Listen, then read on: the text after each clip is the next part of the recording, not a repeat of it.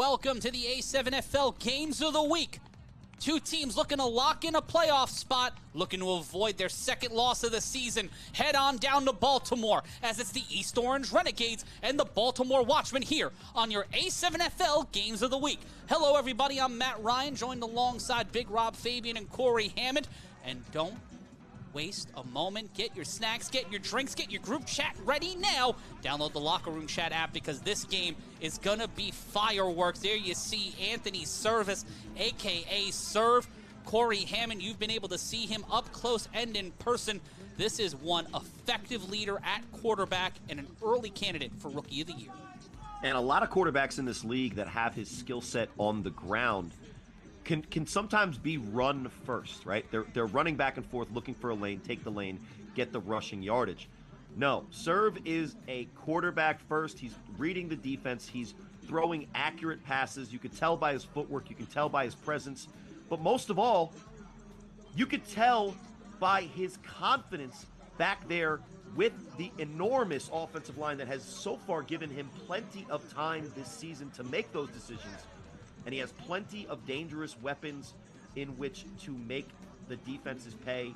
And it starts and ends, really, for me, with Kyle Ward, who is having a breakout season, breaking away from his back and forth going with BIC and the U, finding a spot as the #1 go-to target for Serve on this Renegades team. But let's and he's talk. going to be taking on OG Buck and the Watchmen. And you see OG Buck there. A lot of questions, though, Big Rob Fabian, about who will be behind center for the Baltimore Watchmen. You have OG Buck, you have John Gauze Jr., and you have Carlos Crosland. Right now, we're seeing a lot of great highlights of OG Buck, but when we take a look at what we're seeing in this game today, it's not the same Watchman that was there last season making another threat to go to the championship. Right. Against the Animals 2 weeks ago. It was a little concerning out there. Last week, pardon me, a little concerning out there for them at quarterback. And honestly, when you got a guy like OG Buck healthy or a guy like John Gauze that's healthy, both of them right there in the screen, the sky's the limit. There's no limit to what you can do. OG Buck's play calling, again, is second to none. IQ out of this world. John Gauze, his play style is very simple, but you have to stop it, and that's not an easy thing to do. He has the speed, he has the arm, he has the strength as well to actually get it going. Look, see, there it is. There's the strength. And just in case you thought he didn't. And Corey, it's a generational matchup here too, because when you have Gauze and when you have Buck and even Carlos Crosland, a guy who dates back a few seasons in this league, this Renegades team, with the exception of the Haynes brothers, is almost entirely brand new. So the generational clash has been something we've seen a lot this season in the Eastern Conference of the A7FL. This contest to me typifies it, but also a Renegades win here. Does that put them in the top 3 teams or the top 4 teams in the A7FL, in your opinion? Well, I mean, we just saw what BIC can do when they're taking a game and dominating it. And week 1, this Renegades team, for all intents and purposes, should have won the game because they dropped the 2-point conversion that would have won it for them in overtime. So this is really their first opportunity to showcase how much they've improved from an 0-7 season last year, but they're going to have to pay attention to the man on the screen, the league leader last year for BIC in 3-on-1 returns with 9 guys. He's now back in Baltimore on the Watchmen and is going to try to jumpstart the Watchmen offense against a Renegades team, and the Renegades have to have something prepared for it. But I think it's really interesting, Matt, as you talked about it, this game features 2 of the best quarterbacks to ever play in the Baltimore division against maybe a passing of the torch of sorts against the guy in Serve who's in his rookie year and already making a splash. But, you know, again, watching these Pack Money highlights, the Watchmen would love to see a repeat of that performance against the Renegades when he was still on the Cobras. But this is last year in the championship game. Rob, when we talked about Pack Money before this game, do you think that we're going to see the same Pack Money that was streaking down the sideline in the 2024 championship, or who was a key cog to this A7FL Baltimore division dating back almost to the start, towards the end or the middle of last decade? I mean, I haven't seen him this season, so I'm very curious as to when that version of him is going to come out. Maybe it's been the competition, maybe, you know, the back and forth, you know, from BIC to back to the Watchmen might have slowed him up a little bit, but I just haven't seen that explosive first step and all that I'm used to looking at Pack for. We'll take a brief timeout, and when we return, we'll stop with the prognosticator, and we'll get to the pigskin. It's the A7FL Games of the Week. Watchmen and Renegades. We'll be back next. You want me to turn it over here?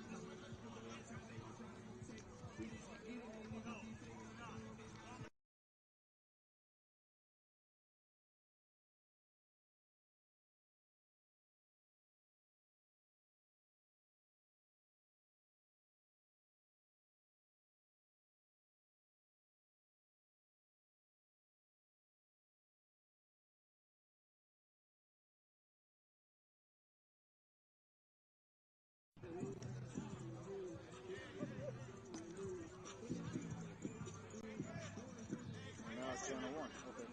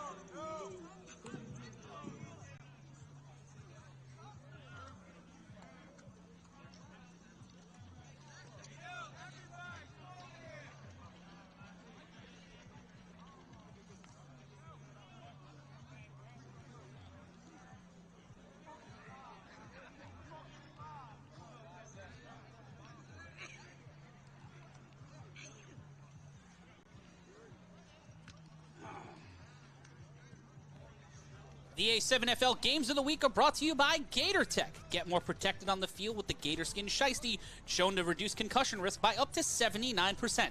This protective shiesty is engineered with absorption material to help keep you safer during high-impact hits. Visit G8RTech.com. That's G8RTech.com and use the code A7FL25 for a 10% discount. Now, that's A7FL25, the code A7FL25 at G8R. That's GatorTech.com. Matt Ryan joined alongside Big Rob Fabian and Corey Hammond. It's the A7FL Games of the Week. You see the two sides getting through it, talking things through. Some respect being shown by both sides. And as we head into our 4 p.m. game here, whether you are live on the East Coast or West Coast, where it's 1 p.m., well, 1:08 Pacific time. Let's get predictions out of the way, gentlemen. First time we've been able to go to predictions so far this season. Rob, when it comes to the Watchmen, it's hard to bet against them at home. It's hard to pick against them at home. But this Renegades team is charging, and with their ability to lock in a playoff spot this early in the season after going 0 for last year, does that momentum carry a little bit more than home cooking, in your opinion? I actually think it does. I think the Renegades are on a tear, and probably out of all the top teams, they're the most underrated right now, all because of a dropped 2-point conversion. So I feel like we'd be talking about them a lot more had they have won that game. I think if they won that game, it completely inverts the entire season. Everything is like upside down. So for my pick, I'm going with the upset. I'm going with the East Orange Renegades. Corey, depending on who's a quarterback today, you can see 3 different teams for the Watchmen. Where do you see the best bet for the Watchmen walking out with a win today? Who at quarterback, and what is your prediction? I don't know. It's tough because the health of the 2 guys at the top is going to be really the determining factor. Is John Gauze, Ace Boogie healthy? Is OG Buck, Rokeem Chaney healthy? Because Carlos Crosland can help you in a lot of ways, whether he's at quarterback making plays or he's the wide receiver you're throwing the ball to. For me, I think the biggest loss for the Watchmen on the offensive side of the ball is going unreported, Amari Thomas, their running back from last year, going and playing with the Animals, it takes a three-tool running back out of that offensive playbook for OG Buck, because not only was he a good ball carrier, but he was a great blocker in pass protection and a really reliable weapon out of the backfield, especially for OG Buck in the way that he likes to call plays. So, look, you can't count out the Watchmen, as I do see number 7 suited up and in uniform, John Gauze, Ace Boogie. So even if Buck is not healthy, I think we can expect him to play here at home. But listen, I don't know who I'm going to pick, but I will say I like the over if we're going to go prognostication, because both of these offenses have shown that they can move the ball when they need to. And the Renegades won the toss. They deferred to the second half, and it will be the Watchmen getting the ball first. And this will be my first time actually watching the Renegades in a full game, not just a quarter or an overtime, so I can get familiar with who these guys are, how they operate. Like, you guys keep saying that quarterback's name. I haven't really seen anything from the guy. Correction, it seems the Renegades won the toss, but will get the ball to start the game. Nice. That's interesting. Normally you want to defer to the second half, but looks like they're going to start with it. And it will be Michael Richardson Jr. who's supposed to be catching that, but that goes to the back of the end zone. Yeah, Freight Train throws it for a touchback, and serve will start at the 25. 1st and 10. Will be up ahead for the Renegades, and it shouldn't be a dead ball run unless there was a violation. We'll try to get some. Yeah, he even threw the ball back. I'm confused. So it looks like we're going to get a rethrow. It's pretty rare. Might have been a line violation. Oh, no, it will be a dead ball run. There we go. Caught that one on the fly, but here comes the opportunity for the Renegades, and they will have some solid field position for Anthony Service and company as they get the ball to the 48. 1st and 10 for East Orange. And Rob, you'll notice the biggest change for the Renegades as soon as they line up. I don't think I've seen a taller offensive line, maybe bigger, but a taller offensive line in the A7FL. I do not know if I've ever seen the height and size. And when Dondre Haynes looks like he blends into the huddle, you got some big guys out there. And we will see the Renegades for the first time today on offense, trying to cut through the line metaphorically and literally. Service with one man set to his left. One wide receiver at the bottom of your screen, and Service will keep it. Service heading to the station on the first play from scrimmage. Welcome to Baltimore, young man. Welcome to the games of the week, Anthony Service. Touchdown, Renegades. Another smiling, marketable guy. Here you go with the marketable. New era, baby. New era, and I ain't talking about the cap. Rob, just buy these guys a drink and date them.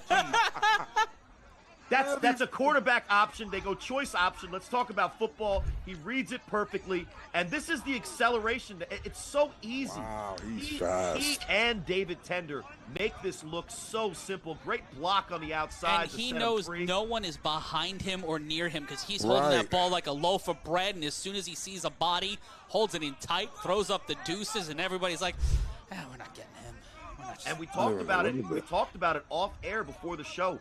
A missing linebacker that will go unnamed for the Watchmen really sets the tone on the run game. So when they sell out and go for the first play of the game, they're going to stop the run in the box with everybody in there. It's Serve who's able to scoop past it, keeps it on the choice, and an easy touchdown for the Renegades to start the game. And watch the big man DeAndre Haynes. You see him there with the long flowing braids. He is a killer on these championship points. Going for one from the 5. The toss to the big man. The ball is live. It falls down. And, well, we'll just get 6 on that one. But grand opening, grand closing, the first play from scrimmage. And that was Anthony Service running it into the house. The handoff there did not yield any points.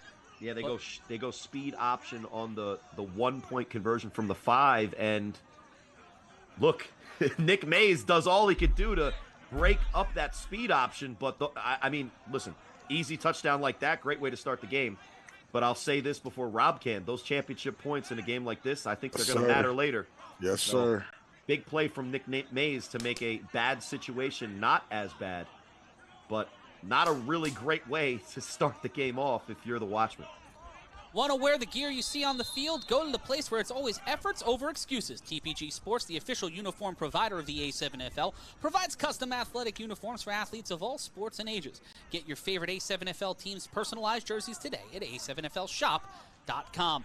Renegades up 6-0 after a quick run off the first play from scrimmage from Anthony Service, so it will be the Watchmen getting the ball. And here's Pack money. Marcellus Pack on a no play. The clock won't run here, and Marcellus Pack trying to make up for lost time and will get brought down. A solid gain, but the Renegades return defense stifling one of the best returners in this league, and that was David Wallace in on the tackle. It's like he's almost there. It's like he's a step. And I hate to say it. I hate to see it. It's almost as if he's exactly one step behind what he usually be. Because Pack, those guys are a lot bigger than Pack. Pack is fast.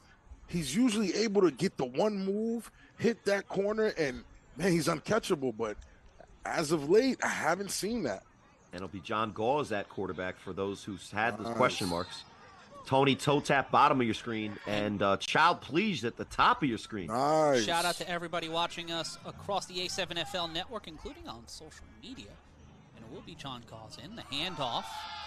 In trouble immediately, has to change directions. Here comes the Some giant men penetrated that offensive line. Rob, I told you, man. And wasted absolutely no time getting back there. He was corralled before they got to him. And that's Samad Session in on the tackle. Yeah, his nickname's Big Dog. Oh. With a W. The big dog eating here, and it'll be second and oh no after this one. Let's watch again on the replay. This is an oh no. Look at this. He sees the guy who's about to tackle him. No, He says, I'm oh good. no. Humana, Ed Naughton, humana. Oh, that is a giant human being. None of those enormous people are Dondre Haynes, He by the cast way. a full shadow over the man. Yeah, that's insane. Flag on the play. And again, you haven't seen the Watchmen go against a team of this stature ever. In literal height. Literal height. Rob, do you remember a team having 5'6" guys on the roster? Because I don't. No. Rob was the three tallest people in the A7FL for like the first 5 seasons. Yeah, I don't remember seeing that. I mean, the Mortals had an enormous offensive line when they won in 2019, but none of them were of this stature.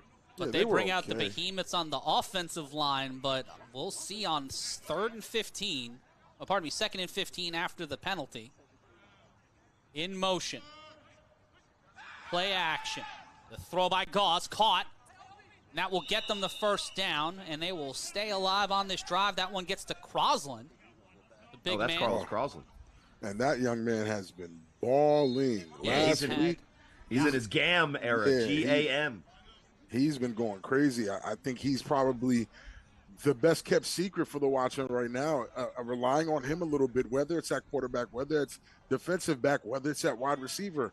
In order for the Watchmen to actually make an impact, I feel like Carlos Crosland has to be part of that game plan.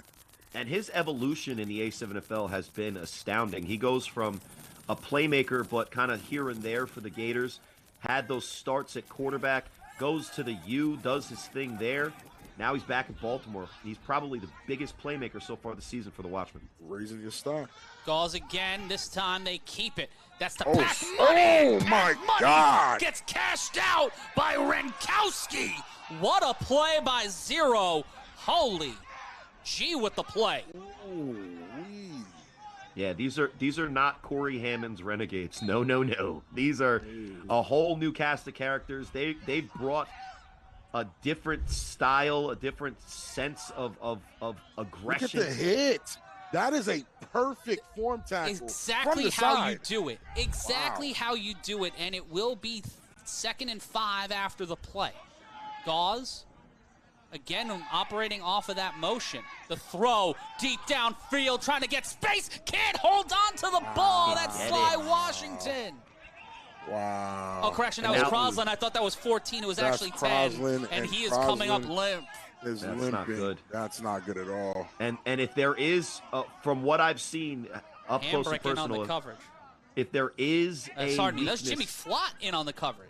No, it's not Jimmy. That's not Jimmy. Of course it's not. Of course it's not. It's not even Brandon Hamrick either. There's a penalty on the defense.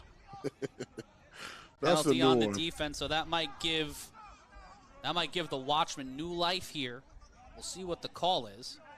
And if there is a weakness in this Renegades defense, it is their defensive back. So if John Gauze can, in my opinion, if John Gauze can get the ball out, last week Bebo, David Rios for the Hawks was able to find spots when he had time and let the ball go downfield for the Hawks. So if the Watchmen can get the ball out and give their receivers a chance, they might be able to put up some points here against this defense. I mean, with the pressure that he's facing, but it is John Gauze, so I understand that too. The first two big plays from the Renegades were in the run game. They're making big plays on that play where that smaller running back wanted nothing to do with the size of their offensive line. Right. But then when it was third down or second and down and 15, Gauze just stands in the pocket, takes a 3-step drop, hits the 10-yard in, and it's an easy first down earlier in this drive. But after 1st and 10, we'll see after now Carlos Crosland, maybe their go-to guy so far this season is out. It's Ant Mo in number 2, but it's 1st and 10 for the Watchmen. Ant Mo looking to show out here after last week. Now lost to the Animals. Everybody on the Watchmen looking to show out here, down 6-0 after a big run on the first play from Anthony Service. The Watchmen trying to drive and grind here. The throw cannot keep up with it.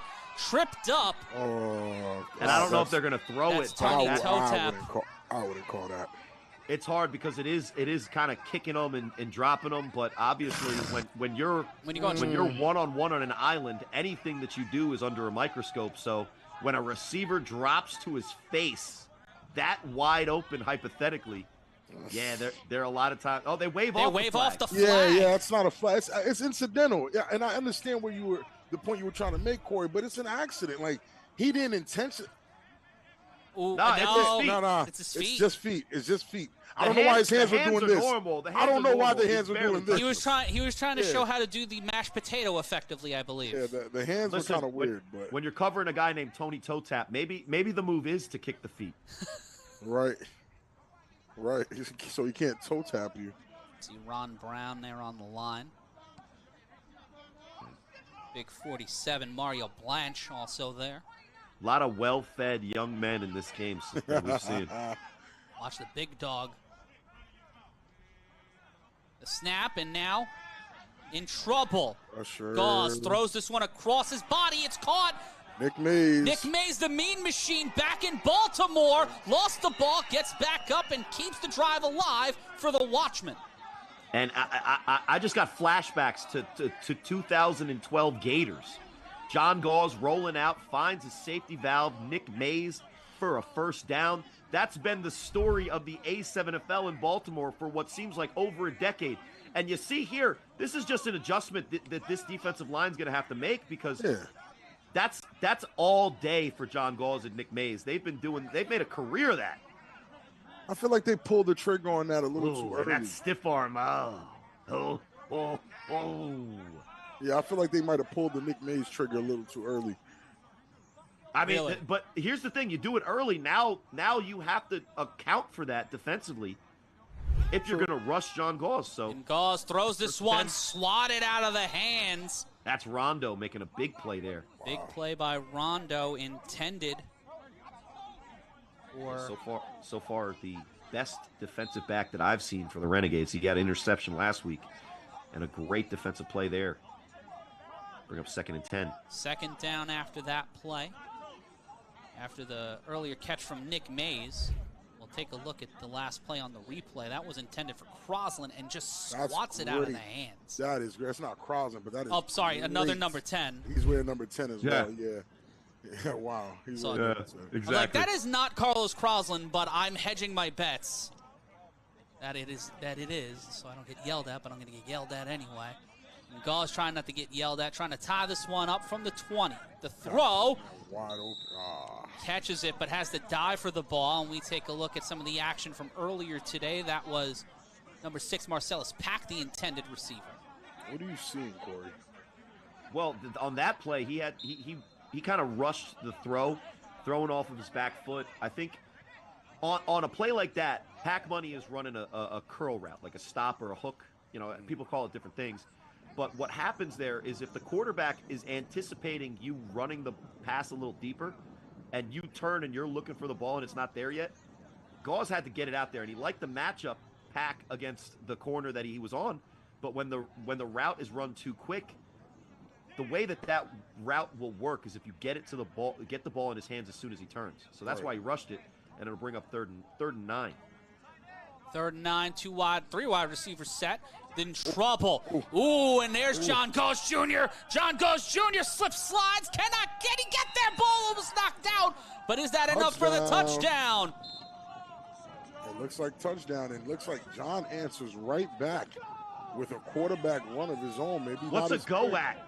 What's a go at, Rob? I don't know. It ran. No, it's a go. It's a go. Come on. John Gauze Jr. Ace Boogie touchdown. No Watchmen makes it 6-6, but here we go. The pressure on Gauze sets up just him having to get on his bicycle and steps right downfield, sees the opportunity, gets past the first defender.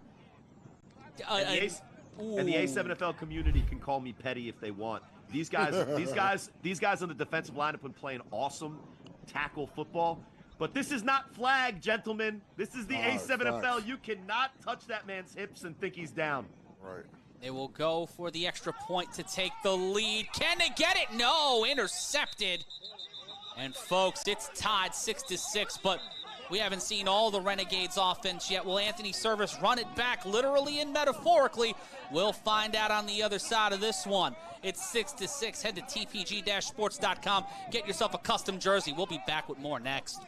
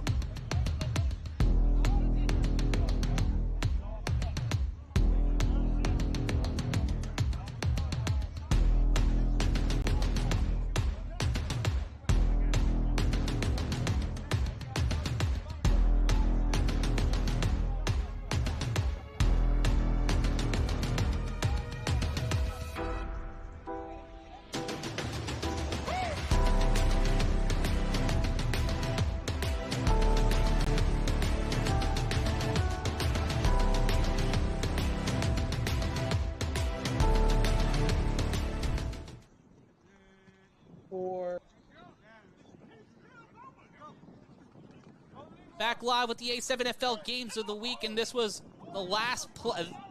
They went for another attempt at the extra point, and that one was no good. That was a throw to number 14, and that was incomplete. But the Renegades keep the game tied. It's like you said, Corey, this looks like it's going to come down to championship points. And like I said in the lead up to the game, I'm not sure still at this point who's going to win this game. But I like both of these offense being able to get what they want and move the ball consistently downfield. And it looks like for the return, a quarterback of sorts, a CP3 sighting. We'll see what he can do on a 3-on-1 return. I don't actually have an issue with that, right? I would have thought they had someone better. Well, they have Kyle Ward as an option. Right, I haven't seen him yet, but they do have Kyle Ward. They have, but here's the thing. CP3 is going to be a big part of what they try to do week in and week out, but he's going to have to find his role here and there. Maybe this is a spot where he can step up. We know he's got the speed and the ability to run the ball. I mean, 100%.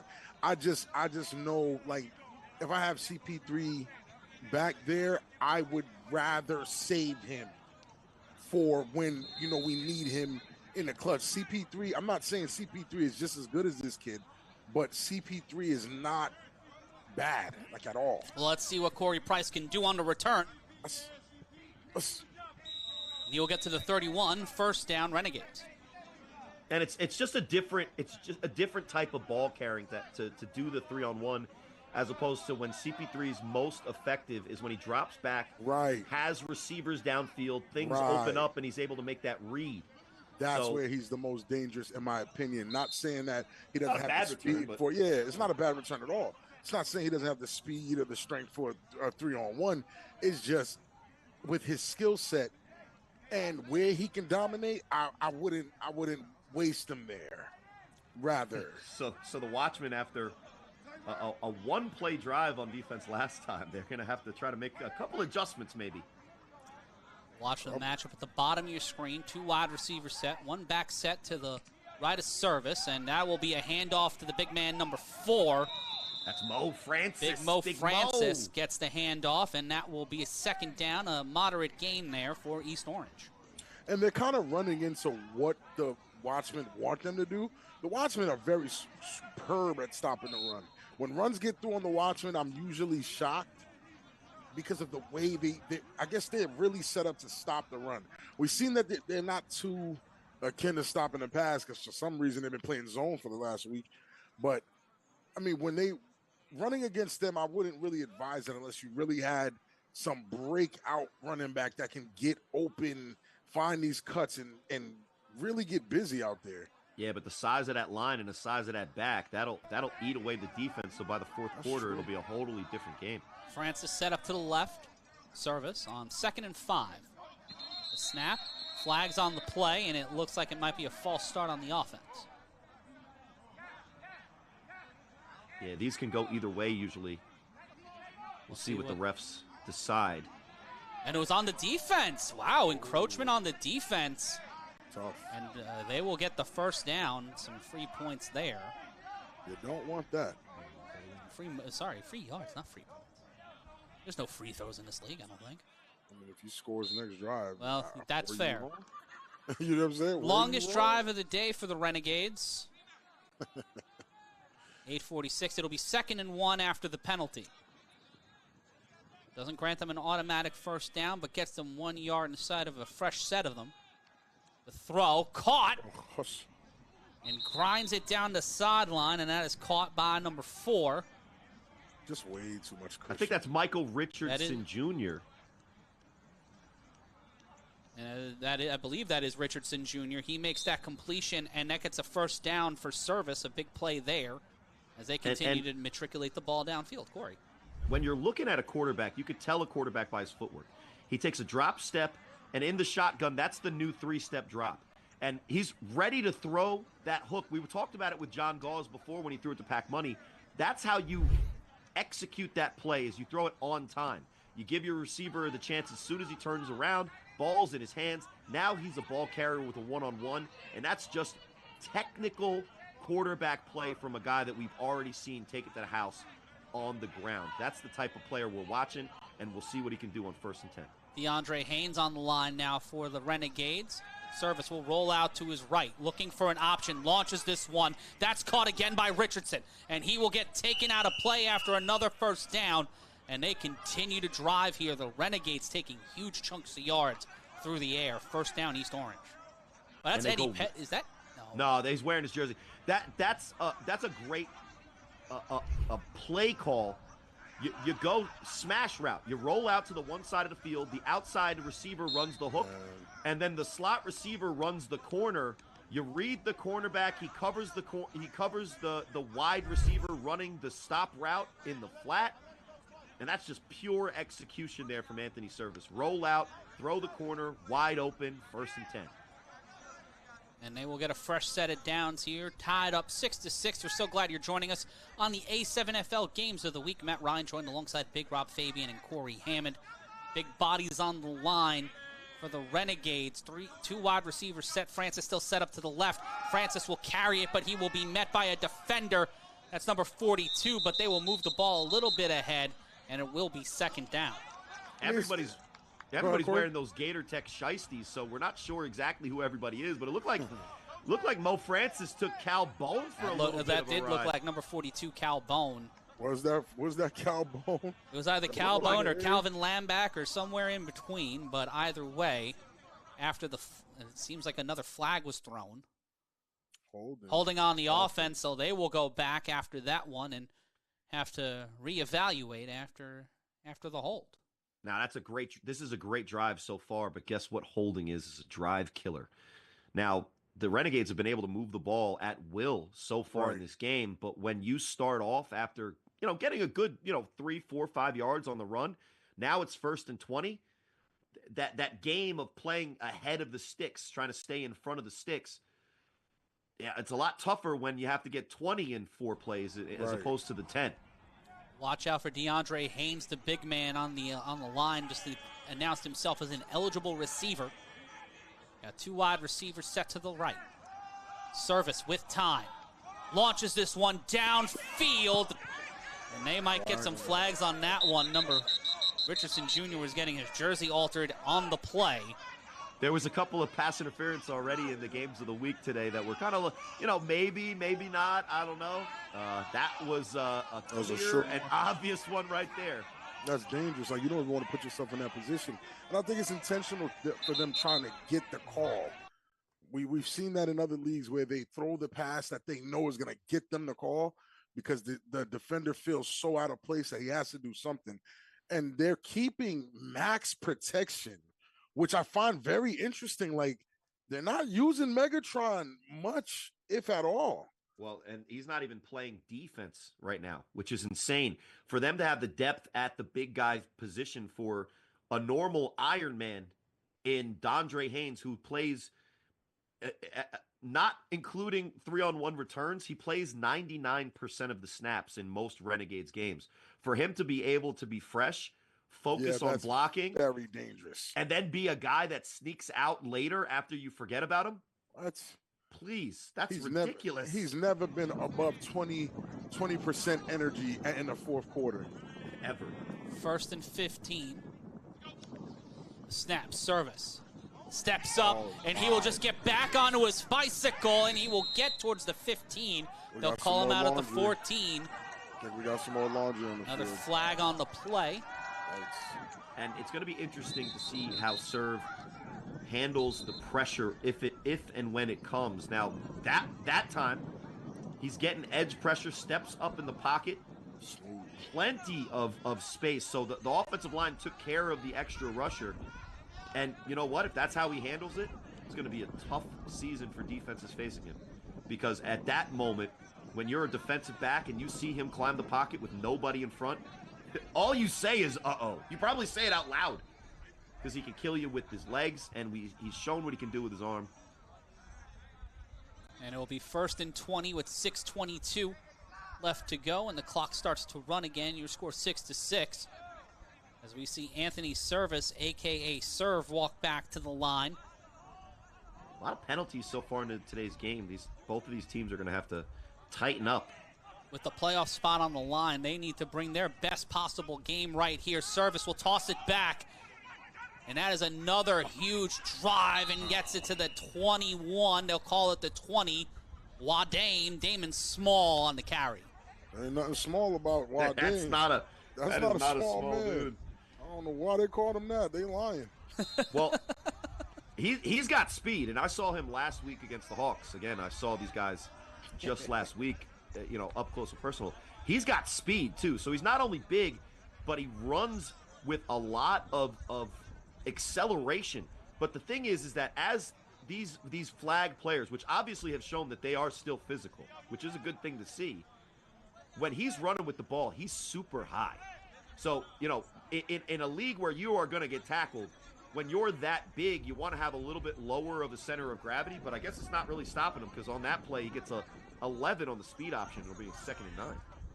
In motion is Small. He'll set right back next to Service. Service with time. Throws it. Can't get there. Incomplete. Looking for a call. Looking for a flag. Will not get one. And that was a pretty good, decent coverage from what looked like DK Butcher. And a well-thrown ball. That's pretty close to catchable. That was prime time, the intended receiver. Now he's looking for a flag, and I don't know. You're not going to get it on every play. Let's see again on the replay. Ooh, service got a little. Oh my! No! Maybe on that one you should have. No way. Maybe on that one you should have. What? Yeah. Oh no. Free alterations in Baltimore. It will be second down. Pardon me, What third down. that's telling me for real is that the Baltimore defensive backs are struggling. Yeah. They're yanking foot. Bro, there's no listen. And if he doesn't, yeah. Well, call me McNulty because that is an absolute penalty every time. Well, when you walk through the garden, you better watch your back. And service here, looking to make something happen. The snap with time. Here comes the pressure. Service throws end zone, almost intercepted, and again. Close and contentious. That was number 19 in on the coverage. That is DK Butcher. I mean, you know, if the refs That'll aren't be be fourth looking down. at you, if the refs aren't looking at you tugging on people's jerseys and, you know, putting their shirts in their pants for them, I don't. You could get a little close, I guess. Yeah, I guess. Well, listen, that second down play, which should have been the penalty, missing it means that the third down play that they just missed with that was pretty good coverage there. And a tight pocket for serve to work in. Not a poorly thrown ball, but again, a little bit of physicality at the top end of the route. And it will be fourth down. What can happen here? If the Watchmen get the stop, how does this shift the momentum? We'll find out on the other side of this play. Empty backfield, service, in trouble, throws, caught! Easy. And that is Wadame again. The man's not small, just says it in his ID, but we'll have another flag. Now, my frustration here will come if this flag is for a holding call when they blatantly miss the other one. There's going to be a slight bit of frustration. I'm sorry. I'm not sure what the penalty is, but look at the poise in the pocket from serve. Wow, that's a phenomenal catch. That is a quick throw and catch, and I can see where they might have found that, I didn't see nothing. I didn't see anything. I didn't see nothing. I saw a quarterback throwing a really good pass. That's what I want to see what they see. You ain't see a man's jersey get altered and his chest poke out, but you seen that? But it will. The play will stand. The flag will be picked up, and it will be first and 10. Good guys, man. Good guys. Yeah, and when you have a team and you want to win a game and you have a team fourth down in the red zone, you got to make that stop one way or the other. And if you're the Renegades, you're sitting pretty right now with that conversion. First and 10 to the end zone. Can't hold on to it. Prime time gets caught up in the spotlight, going stride for stride with DK Butcher. Can't haul it in. Second down. Yeah, the ball placement was great there. Maybe you want to, on a fade, I like to give the receiver a little bit of time to adjust. But you know what?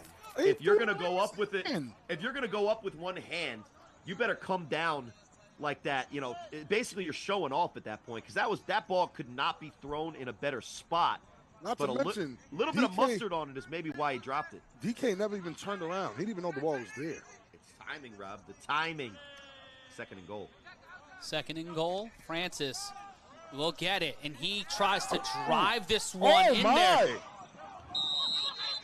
Big man, pardon me, that was Wadame again. That was small. Dang, that man is going crazy. Wadame, Dame Dash, don't matter. Renegades move the ball third down. Well, he breaks the first tackle because he tries to tackle him up top. And if you can see the way that this young man is built, that is not where I would try to tackle him. It's the proportion of muscle on that young man is probably 70-30. So if you're going to make a play, probably go for the wrap a little bit lower than the Renegade symbol. But hey, what do I know about tackling somebody? That's for sure. I know you know how to truck stick somebody. Yeah, there's a pretty dope highlight on it. If you're watching us on Instagram, on the A7FL Instagram, or if you're watching us anywhere on A7FL.TV, Fight, Triller TV Plus, DAZN, or on Fox Soul, you can see that highlight on social media. Richardson Jr. in motion. Service again. He'll keep this one. He trots around. He dances, flag, lateral. That ball's loose and picked up by Haynes. He'll collapse on it. And it will be either fourth down or a replay of third, or maybe even a first down, depending on what the call. Not liking the play call at all. Could Not be liking illegal. I think it's illegal motion because they had a bunch of. Oh, it's holding again. Oh my wow. goodness. I didn't like the play call either way. I didn't.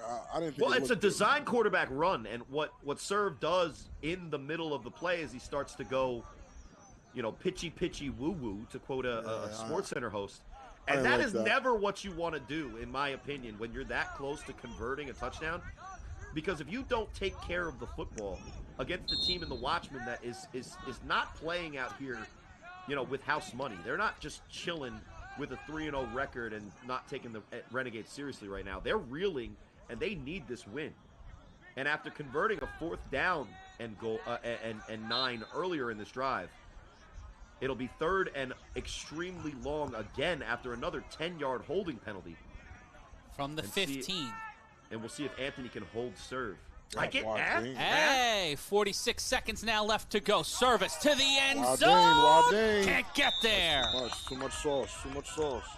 Too much mambo sauce here in the DMV. It will be fourth down as the Garden Grove of the Renegades seems to be running dry as this Watchman defense, by hook or by crook, are finding ways to slow this team down. And fourth down again. And this drive seems like it's taken the entire first quarter, as this might be the last play of the first quarter. But the last thought I'll say is that fourth and goal from the 16, going to be a really tough situation. But when you have the height, you have the mobility, and you have the athleticism on your side for the Renegades, I don't even think they're in a bad spot. I don't think they're in a bad spot either. It's just capitalizing and stop with these penalties. These penalties have been destroying this drive for them. Yeah, they're going to have to send out Dondre Haynes in a wrap. Yeah, both sides. The lack of calling, the one that the refs missed, and then the holdings. We'll take a brief timeout at the end of the first quarter. It's tied 6-6. The Renegades are driving, but it's fourth down. Can they score? Can the Watchmen stop them? Watch this.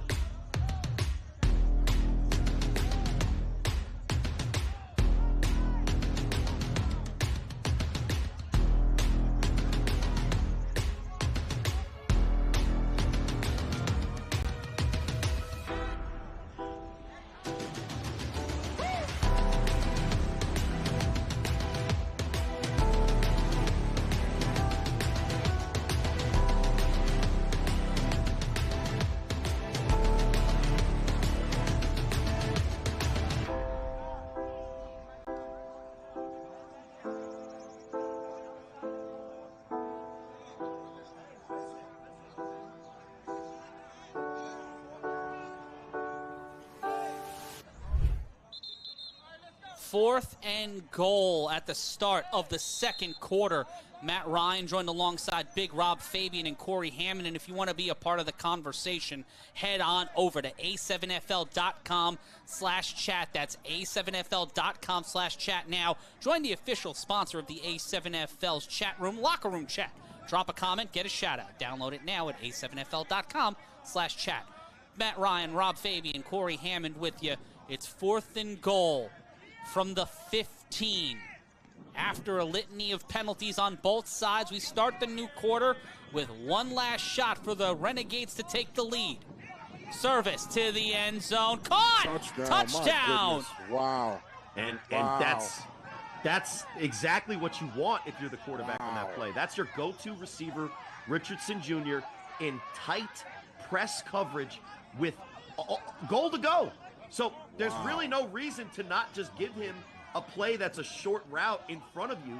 You know they're going for the end zone. Why press him? He gets absolutely burnt. But look at the poise here in the pocket. Free rusher, steps up in the pocket, lets the ball go. He hand fought him cleanly, and that looked like it was Euro on the coverage.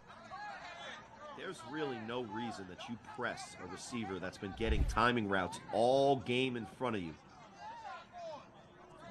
That's just bad defense, but it's a great offense, to be honest. And they needed it. 4th down and goal. Service converts twice on the drive, and they take the 6-point lead. That was 22 who was on the coverage. Now trying to bring some pressure here. Going for the extra point, trying to get their first championship points of the afternoon. Service throws this one. Can't get it. Can Haynes drag it in? He caught the ball, but it's incomplete. What a play. We're going to take a look at that one on the replay anyway, and I think still got to catch it. We'll be back in a moment.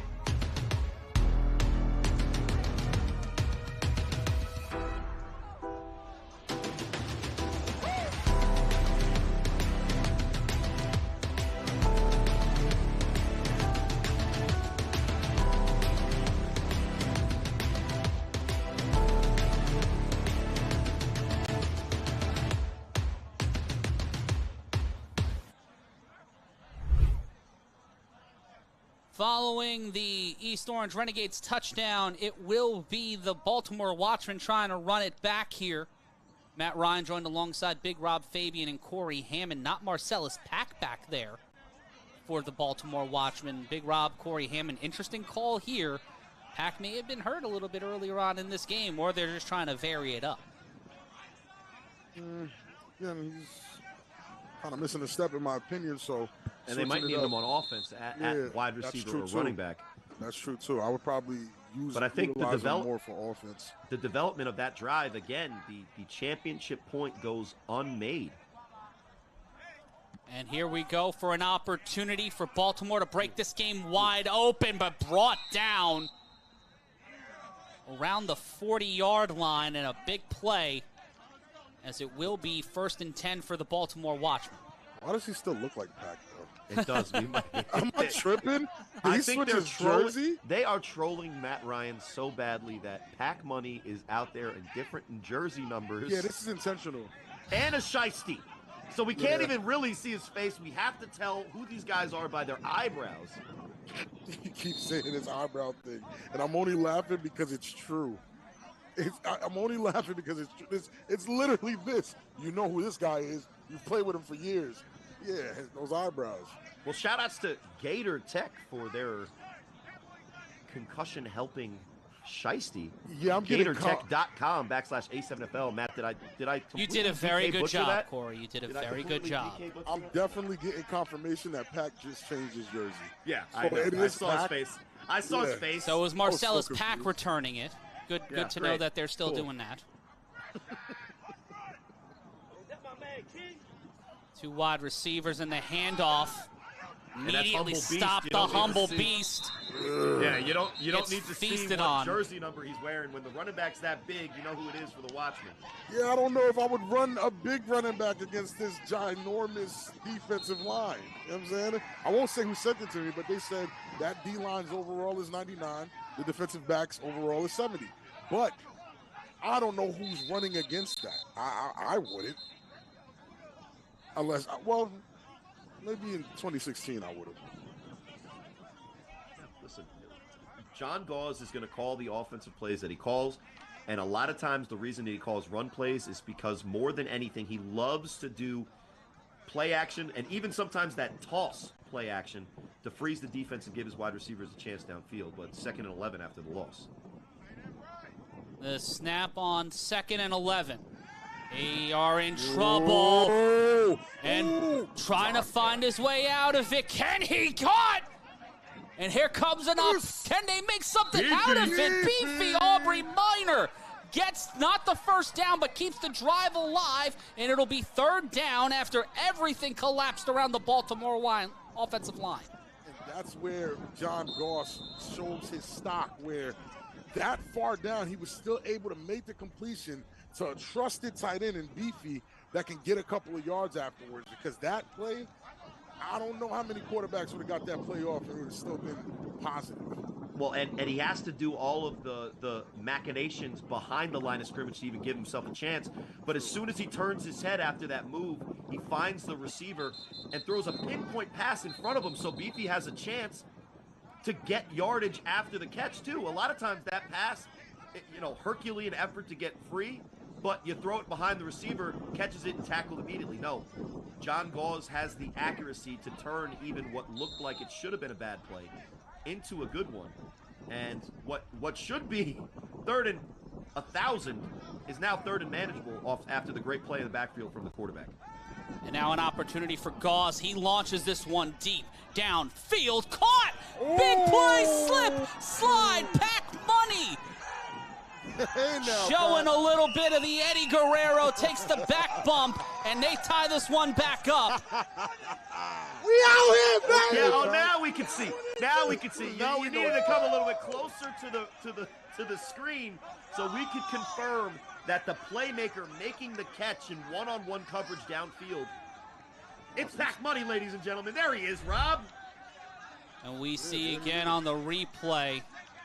And I think, guys, as he walks to the line of scrimmage, helping himself with his towel in the replay, this is what we've been looking for a while. OG Buck not healthy? Well, guess what? John Gauze is finally, and he's getting a whole game so far to himself, and he's showing exactly why. We know him as the Baltimore quarterback that's won a national championship in this league. And poor D'Angelo is saying incomplete, but it clearly was caught, my friend.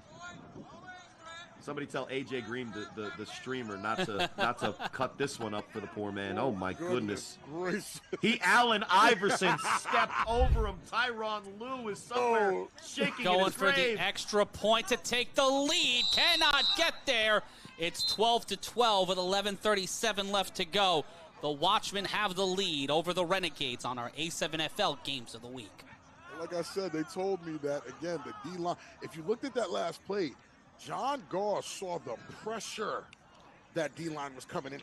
After he threw it, he tucked away. Smart man. He also saw who was in coverage, and he said, "This is food." Oh, yes. Chucked it up. 70 overall. Are you an online creator or business owner managing oceans of live and recorded video? Are you looking to better optimize and monetize those assets? Scene helps you get complete control of your video content, organize inventory, and maximize monetization with shoppable prompts and ads at optimum times to generate and increase revenue. See it in action on a7fl.tv and learn about the next level of video commerce and social video scaling at Scene. That's SEEN.com.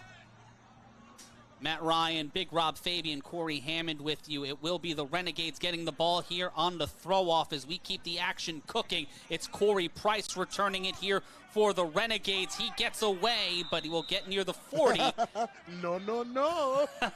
Hits him with the Matumbo, and it will be 1st and 10 for service in the Renegades. Well, it was a good decision because that was Freight Train, and Freight Train is not shy about hitting a 3-on-1 returner on the sideline when he's pinned there. But again, 2 great drives from each of these teams scoring the touchdowns, but it's deadlocked at 12-12 because the defenses have stopped them on their extra point attempts. And as this game continues to evolve, it's going to be really important for these teams to start converting those. But here's serve 1st and 10 with Mo in the backfield. DeAndre Haynes there also on the line is an eligible receiver. The handoff to Big Mo Francis. Mo Francis gets to the 45, and it'll be 2nd and 3.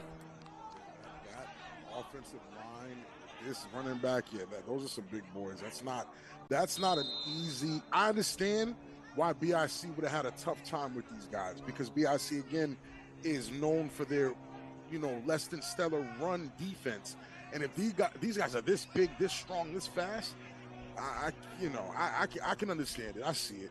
Well, and if they continue to consistently call that same very basic run play, and they get a hat on a hat and they're pushing, that has a collective effect by the fourth quarter. Sure.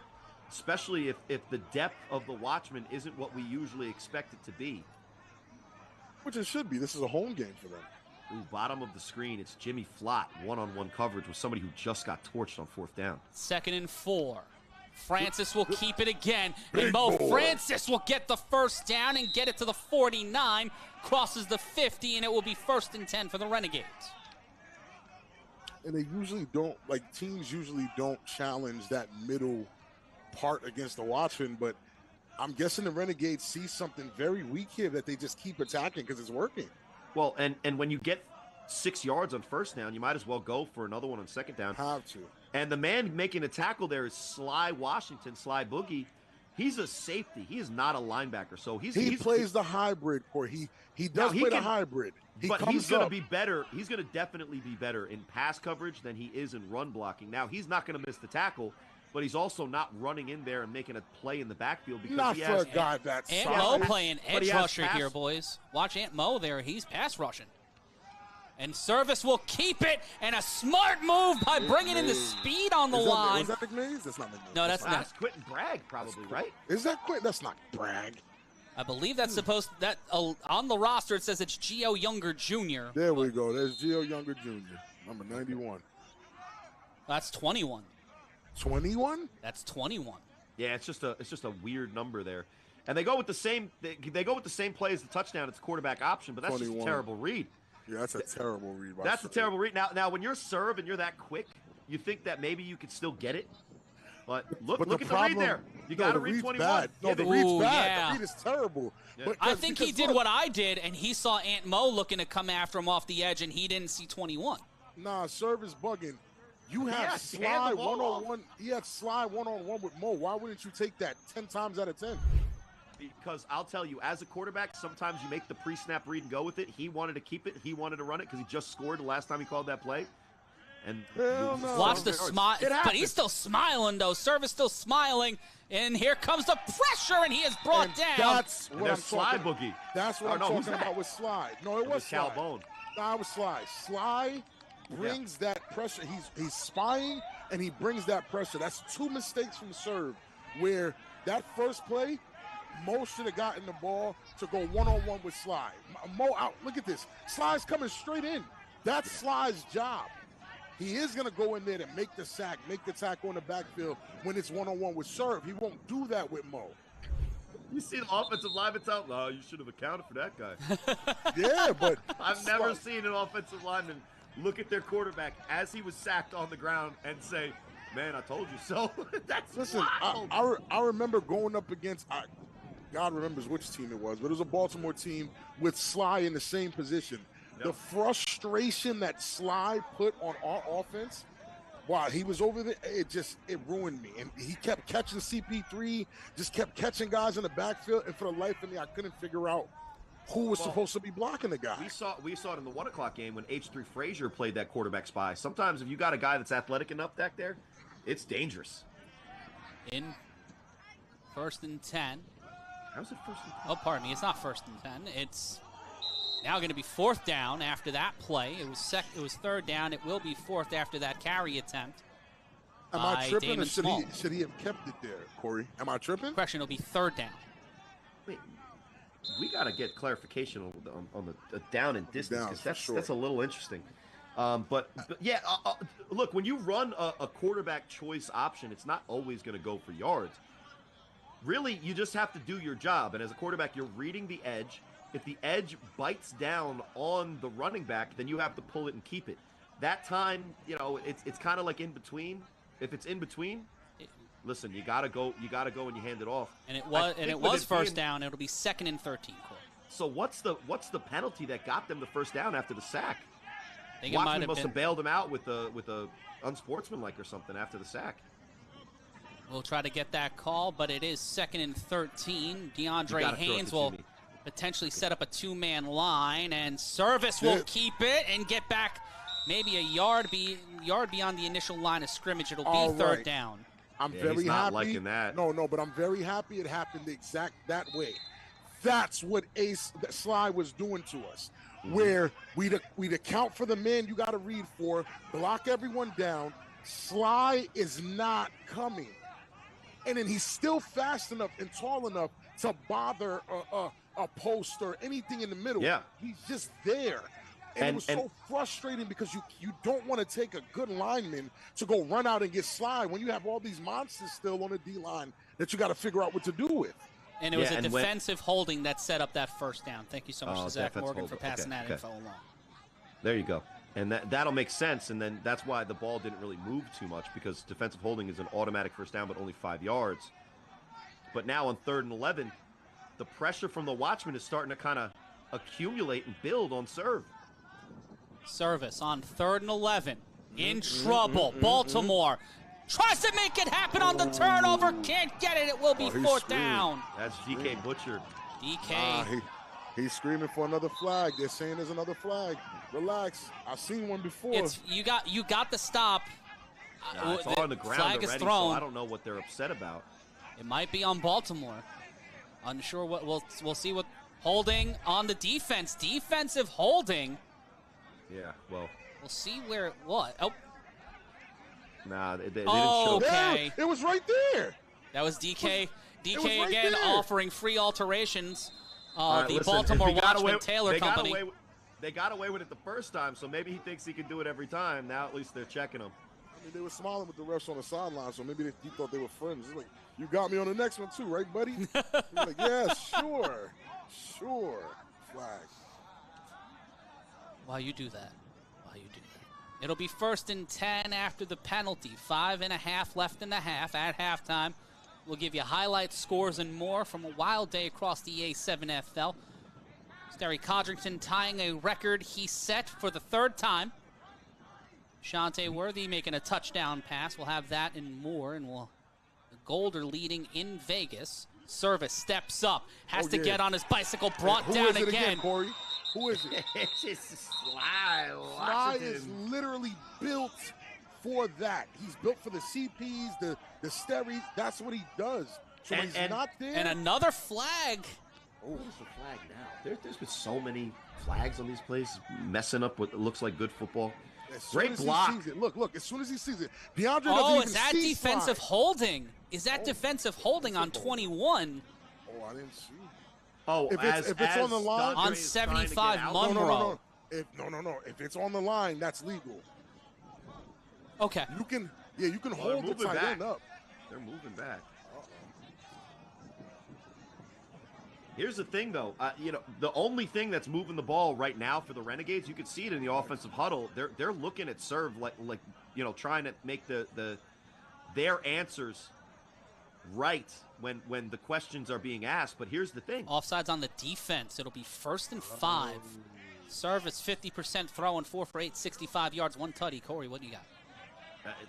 The pressure is starting to build, and Service's easy day, which started with the scamper for 6, it's now looking like Looks like a they've hit timeout a was just roadblock. called. Timeout called by the Renegades. They didn't want that play clock to send them back to 1st and 10, so they'll burn their first time out of the half.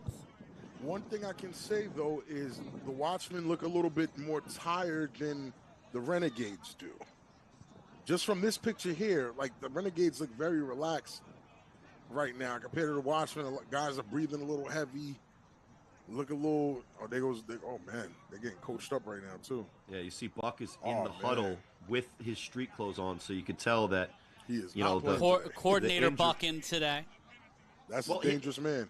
His leadership is one of his best attributes. So honestly, the fact that I he's think there that's one of the reasons why Baltimore's been in the conversation, aside from reputation, is the offensive mind of OG Buck. He's up there with Sterry and Quattro Huffin in terms of offensive minds in this league. Yeah, he dons it up. And we'll see the Renegades on 1st and 5 after the timeout. You've got Damon Small set up to the left of service. 3 on the line. The throw. Can't get there, swatted down. And there's number 22 on the stop. Well, that's a good makeup play because that was the same matchup that led to the previous touchdown, a 4th and goal, and another press coverage. Have the wide receiver with a fade route called, and service just not able to put enough air underneath it. Great defensive play. I know who Serve reminds me of. Who does he remind you of? Richardson from Vegas. Interesting. Very interesting. Almost the same. Everything he's doing reminds me of Richardson. And I remember. And he's the former Darnell Richardson, Richardson, former quarterback in the A7FL Nevada division from the He's from a the little bit Kryptonite. more polished, though. I will say this. He's a little bit more polished. I can agree, but Makes similar skill set, though. Definitely similar very skill set. similar skill set. Even the hesitation to run is still Darnell Richardson. Like they want to pass. The snap in trouble. Service checks down to the big man. Small huffs his way to the first down marker and a little more. Brought down at the 37, first down East Orange. Clock continuing the run here up until the 2-minute warning. So let me tell you guys something. You see that young man right there, Mr. Small?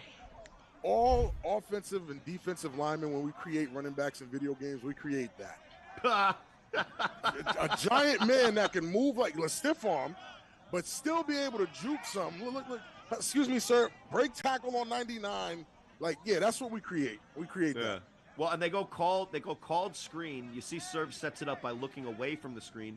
And this is their go-to guy so far in this game. Honestly, it's been Michael Richardson Jr. and then what's on the back of his jersey? What does he want to be called? Madame? I don't know. That's probably not it. That's probably not it. Wadame? Oh, that's a W. All right. Well, I'm not going to call him Madame to his face.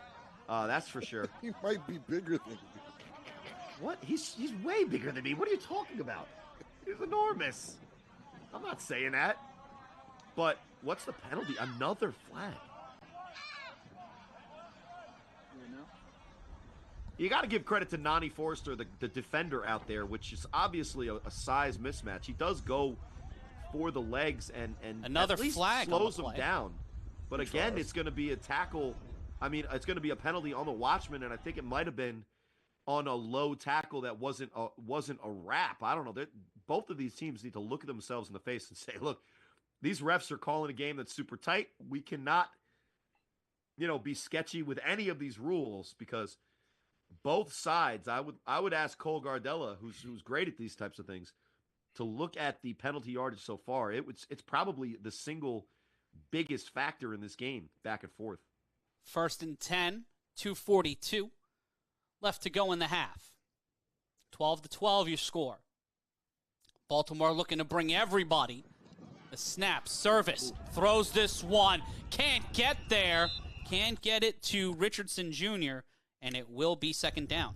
And I got to say it's bad blocking at this point. These guys aren't holding the blocks long enough for Serve to be comfortable in stepping up in that pocket. He's running out of it and then making a bad throw. Yeah, I mean, listen, we talk about it all the time. Quarterbacks under pressure are different animals than when they get the 10, 12 seconds that we saw Sari Kodrick to get earlier today, David Tender last week in the week 4. 2-minute warning, guys. It's the 2-minute warning here in Baltimore. When we return, we'll see who walks into the half with the lead, or can the defenses hold the line? We'll find out next.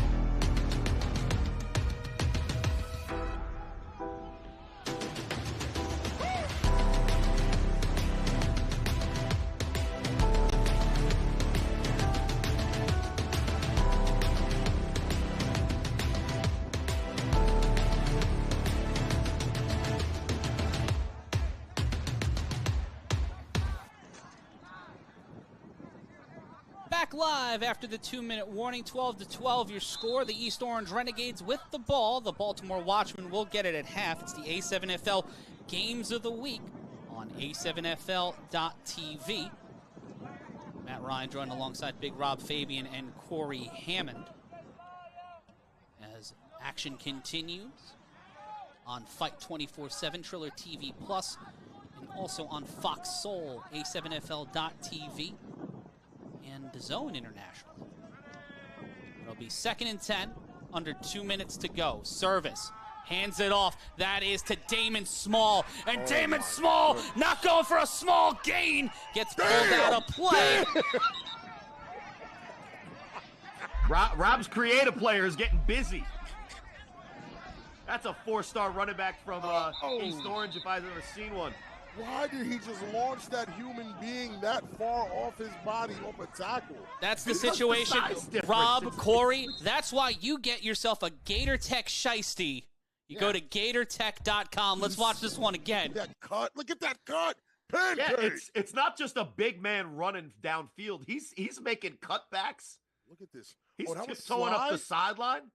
Oh my God! Sly couldn't even hold on. His momentum threw Sly off his body. This isn't, bro. Oh my God! And more look, laundry. Holy. And look, by the end of the season, we might talk about Rookie of the Year being Anthony Service, but and shout outs to the clutch. I don't know about that. Hold on. Shout outs to the clutch plays that he's made already in this game. But if you're asking me what's been the best offensive plays for the Renegades, it's when they let their enormous offensive line put hands on the Watchmen, and whether it's the speed of Service or the size of Francis and Smalls, which we have to change that man's name because there's nothing small about the way he's playing. Biggie Smalls. We'll call him the Notorious. Yeah, we'll call him Notorious. The Renegades looking for life after death as the Watchmen tied that one up. Matt, you're a gem. You're a treasure. As sad as that people who claim to like Biggie won't even get that reference. Well, 2nd and 10. Service trying to yell out, "Give me the loot." He is a bad boy. Can he make the play? Ooh. Richardson can't get there. It'll be 3rd down. And he's out of rhythm. He's out of rhythm. Right. And that's the thing that scares me the most as an offensive lineman blocking for my quarterback.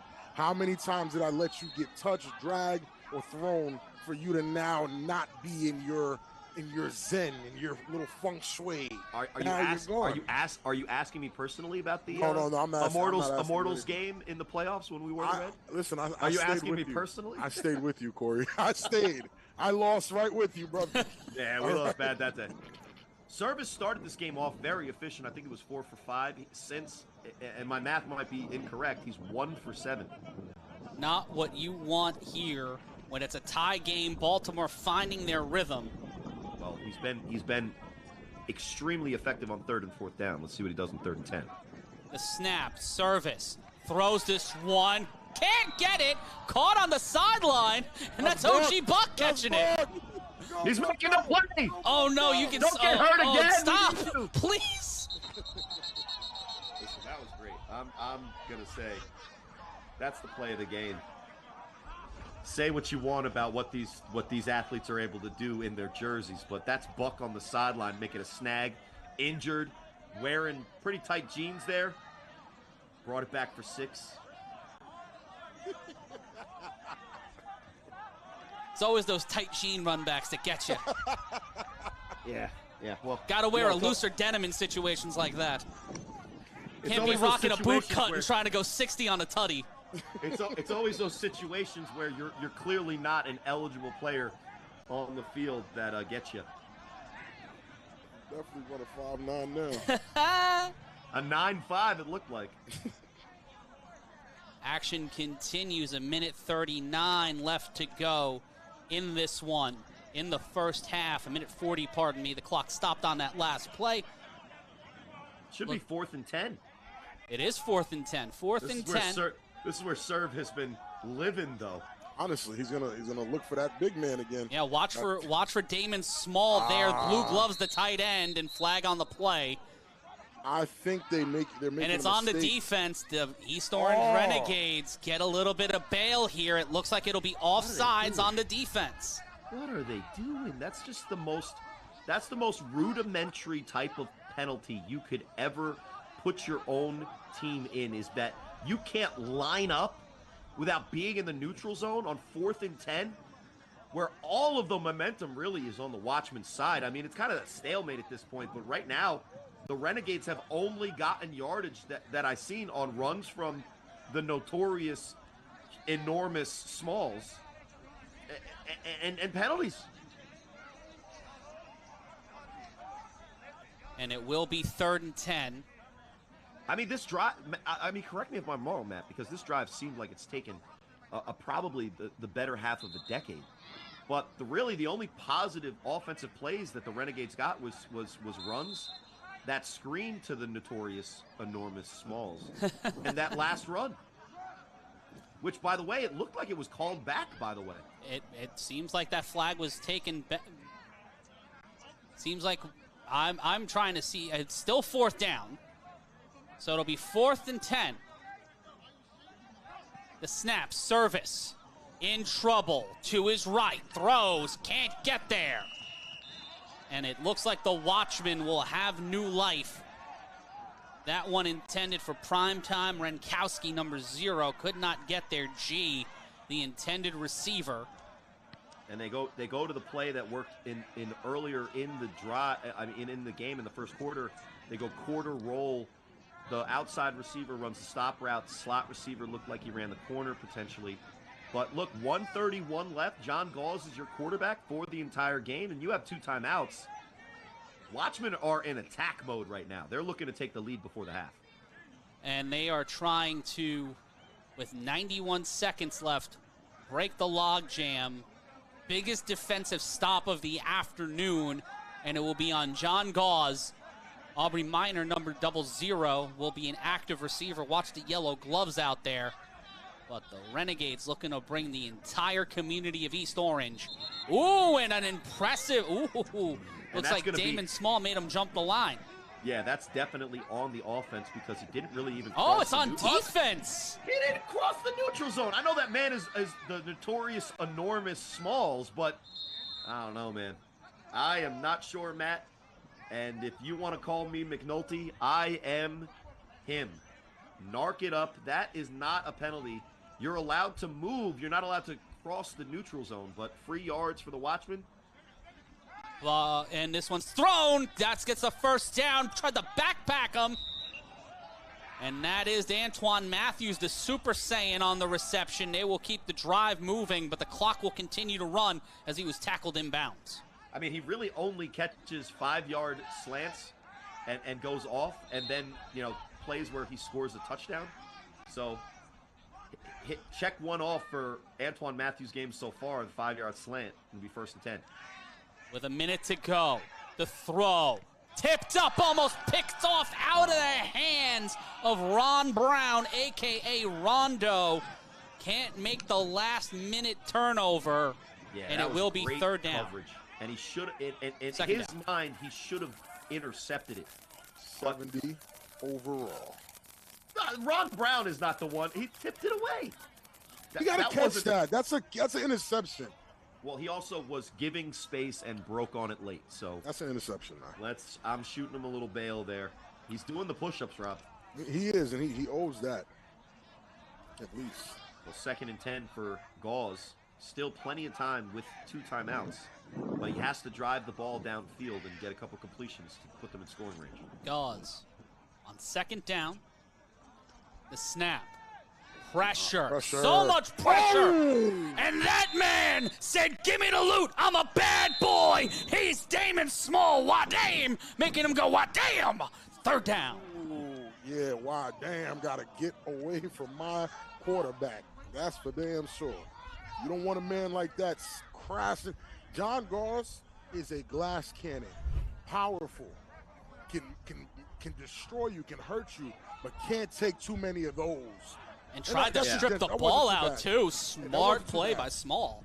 That actually wasn't too bad, but I don't want John Gauze getting hit that many times.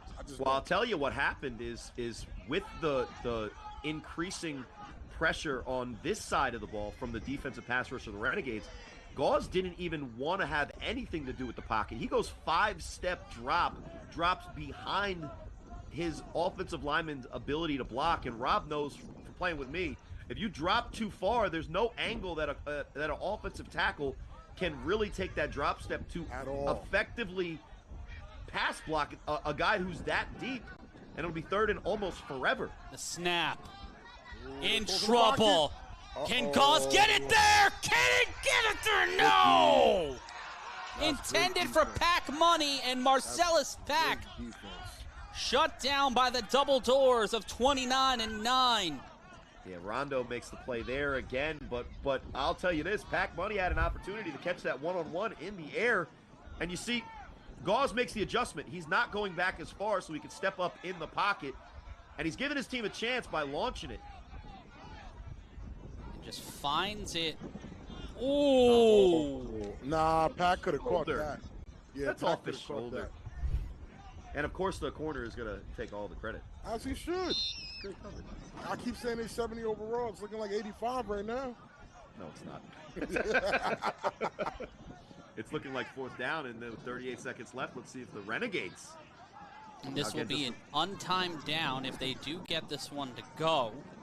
Just a reminder for fans at home, these 3-on-1 throw-offs, this can go out of bounds. So if it somehow stays in bounds, and it does not. Executed play. Yeah, you got to throw that out of bounds. You can't give a guy a chance. And when it's John Gauze Jr. throwing it, more than likely he's going to find a way to get it to the sideline. But yeah, I hope so. What is that? Velvet? The Renegades of East I say Orange. velour. Ooh, that is velour. Crushed velour. You know LaCorey knows his shit game. I know the silky game. Corey, I am sick of you. You hear me? I'm sick of you, Corey. I'm working on these waves. I got that high top fade. You saw it last week. Gator Tech is the sponsor, and if you are an athlete, especially if you're an A7FL athlete, this game is going to be able to help you out right here. Our sponsor is brought to you by Gator Tech. Get more protected on the field with the Gator Skin Shiesty, shown to reduce concussion risk by up to 79%. This protective Shiesty is engineered with absorption material to help keep you safer during high-impact hits. Visit Gator Tech, that's GARtech.com, and use the code A7FL25 for 10% off today. And here comes the opportunity. Service trying to open it up like he closed it, but a flag on the play. They will get to the 35. They're going to call the hold. They're going to call the hold on Dondre because when they set up what looks like jet action quarterback power with the pulling guard, you can't hook the man like he did at the edge. Watch here. It's a really great play design, but right there, they're going to call Dondre for the hold on Sly Washington.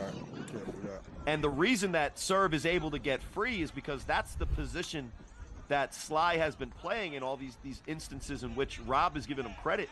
He's playing the quarterback spy. So whether you go play action or you go choice option or you go quarterback steps up in the pocket looking to run, they've countered that first play of the game in which Serve was not covered by anyone on the defensive side, and they've returned with a counter that has been very effective after that first drive with Sly Washington playing the quarterback spy.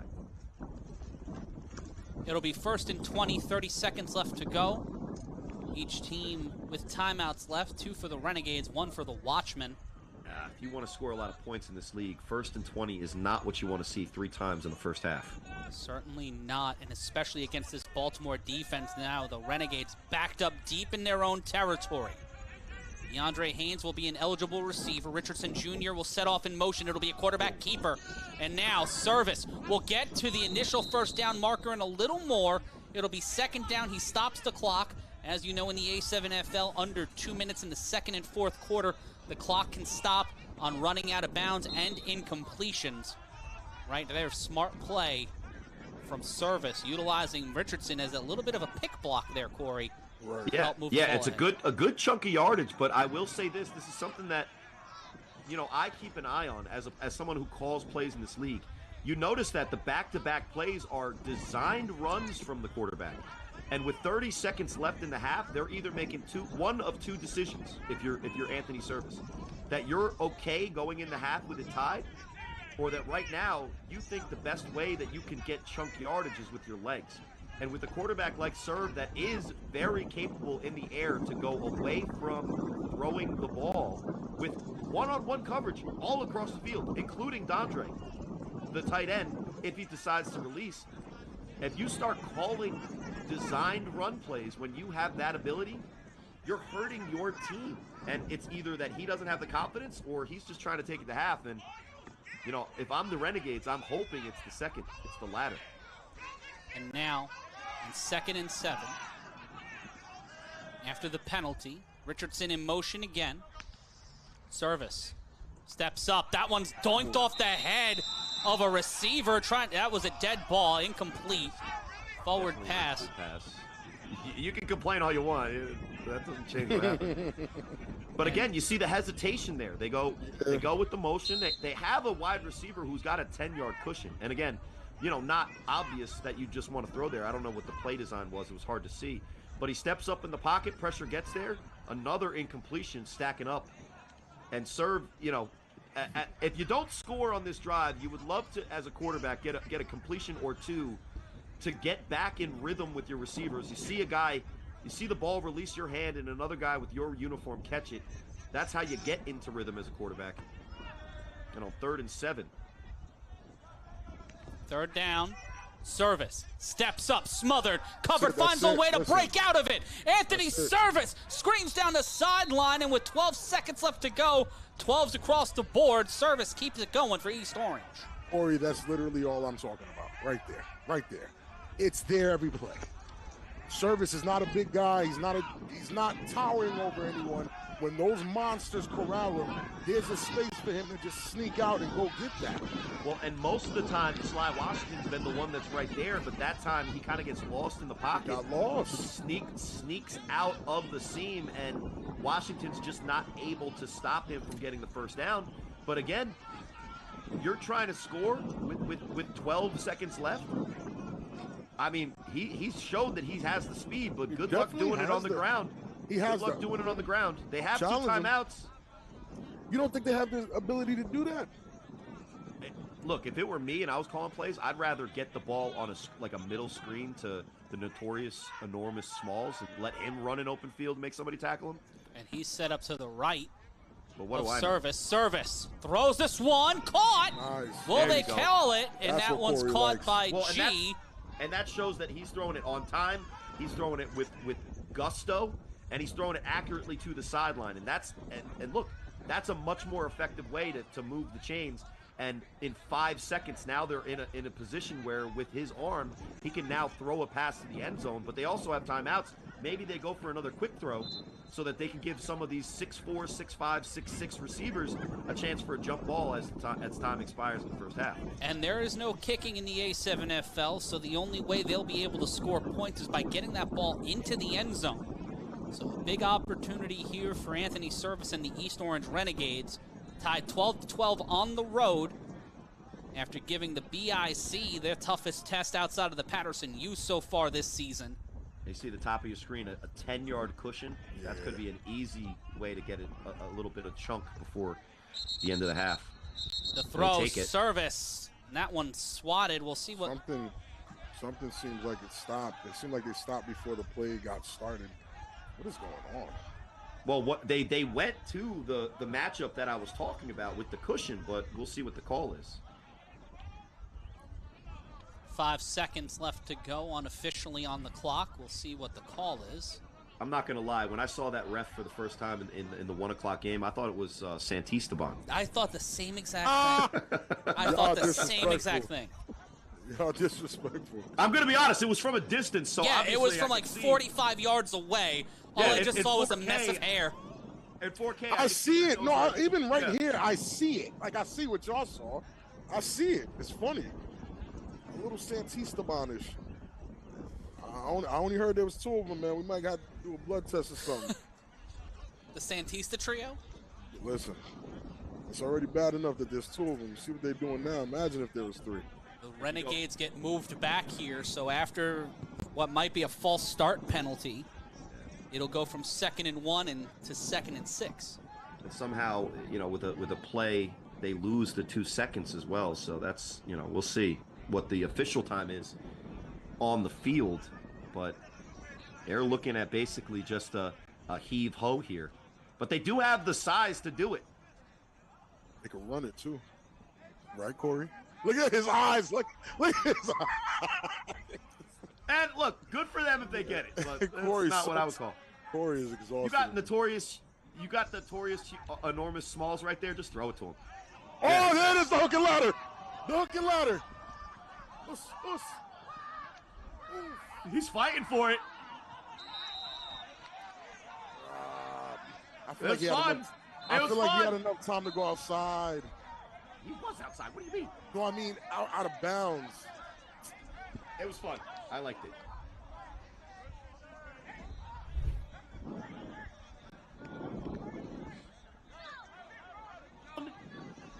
And our score here in Baltimore, the Renegades 12, Watchmen 12.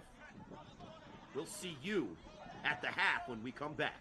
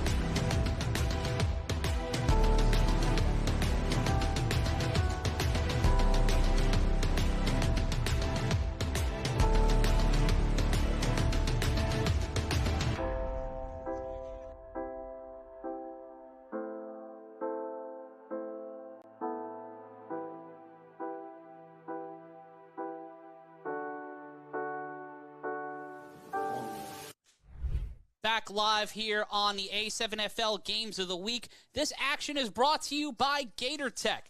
Get more protected with the Gator Skin Shiesty that can help prevent up to 79% of the effects while utilizing the Gator Skin Shiesty. Go now to GatorTech.com. That's GatorTech, G8R Tech.com. 10% off code using code A7FL25 now. Matt Ryan joined alongside Corey Hammond and Big Rob Fabian. We're at halftime, guys, and we expected this game to be contentious. We expected it to be close, but it being 12-12, the defenses, Rob and Corey, have come out to play. Corey, what has been the one thing you've noticed so far? Well, what comes down, when games are this tight, what it comes down to are the adjustments the teams can make. And although the TMU, which is their flag team, Renegades, have proven that they have everything that you would want to have, except for maybe great defensive backs, but those are few and far between. They have everything you want to have if you want to be a dominant A7FL team. However, they are still learning the nuances to an A7FL game, and although they're keeping pace with the Watchmen, it seems that for whatever reason, they're unable to break through and take control of this game. On the other side of the ball, the Watchmen made that move where they started using Sly Washington as the quarterback spy, and it took away something that Anthony Service has become very comfortable with running in this league, which is that choice option or that quarterback designed run, which is forcing him into situations where he has to throw the ball, and he has been very ineffective after those first two great drives in which he was both dynamic and clutch. since, I think he's 1 for 13. And Cole could correct me on that, but that's starting to get into the range where why are we even throwing the ball at that point, right? Right. So for the Watchmen, what you see on the other side of the ball is that with John Gauze getting the start and the whole game, he's starting to impose his will. And other than that really bad sack at the end of the first half in which he was dropping way too far back, you'd see he's able to handle the pressure and he's giving his receivers the ability to make plays, and so far they've made enough to keep it tied. The adjustments at halftime, Rob, are going to be the difference in my opinion, and I am excited for the second half with these two teams. And Rob, when you take a look at the line play here, a lot of penalties, a lot of time moving forward and back. What is it that both teams are going to have to do to keep themselves more disciplined, especially with the way these defenses are calling the game today in Baltimore? I mean, first things first, both defenses, both lines have to protect their quarterback. That's number one. The Renegades offensive line that started off, I mean, they started off great, but they slowly started to decline as the game was going on, and you started seeing Serve now take these bad throws, weird steps, hesitate to run because teams are not accounting for Sly doing what he's doing. I've been there. I've been a part of that confusion. I know it gets confusing, but someone has to be designated for Sly. That's when you start calling, lefty or right, just to make sure you get the overload, because Sly is the overload. He just doesn't look like it. You get what I'm saying? Mm-hmm. That's the adjustment that they can make. As far as the Watchmen, I'm more impressed with the Watchmen today because I thought they were going to kind of just lay down and just take it, but they're not. So it's like their defense is showing up in places I didn't think they would, where if we kind of go big play for big play, the Renegades are making way more big plays than the Watchmen, but somehow, some way, the score is still 12-12. The Renegades just have not been able to take that edge, and it's gonna come down to whose offensive line is more capable to keep this up in the fourth quarter versus whose defensive line is going to do anything. Because I don't think both defensive lines are doing the work, but both offensive lines are pretty much in the same boat, because we're pretty much going against the best lines collectively in the league right now. Best offensive line, quite possibly best defensive line. And when we come back, we will give you the stats. We'll go over some highlights, and we'll get ready for the second half. It's 12-12. The Watchmen and the Renegades here in Baltimore. It's the A7FL Games of the Week. We've got more after this.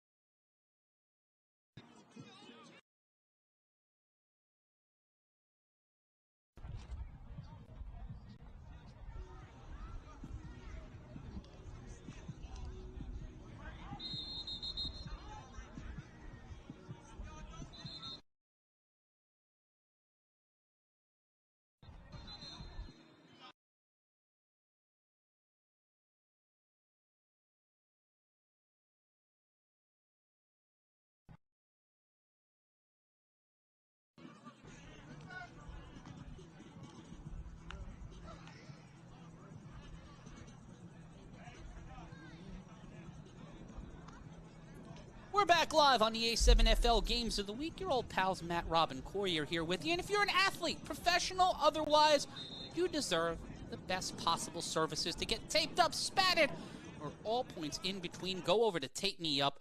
Our buddies will get you taped up like a pro. Get professional athletic training services for athletes of all sports and ages. Head on over to tapemeup.net. That's tapemeup.net. And check out what they can do for you right now. Right now, the Renegades and the Watchmen both need to get taped up. Big Rob Fabian and Corey Hammond. It's 12-12 after the first half. And right now, the momentum is fairly in the middle. It feels like the defenses are controlling the pace of this game, which is not what we expected. We talked about that before the break. But right now, Corey, Rob, if you had a chance to keep your predictions, would you? Or would you let's talk about it. Hedge would I not? keep the over? I don't know. The over isn't looking as good. I don't know what the over was set at. And, I'm not going to tell anybody, this is not financial advice. But what I will say is that what's glaring to me is the running game for both teams. So first of all, the Watchmen, their running game is non-existent. It doesn't exist. They haven't even tried an honest run game. But for the Renegades, the run game is actually the bright spot. And it's the notorious enormous Smalls that, in my opinion, you kind of feed him because he's showing that he's a guy that's hard to bring down, has the explosiveness, and if you continue to force them, here's Pack Money on the return. And Marcellus Pack looking to create some explosion here, but wow! Big play by Damon Small. Looked like he almost got hussed out his shoes, but he set up for Pack to take the tumble. It'll be 1st and 10 inside their own 30. We'll take a brief timeout. We'll come back with the third quarter next.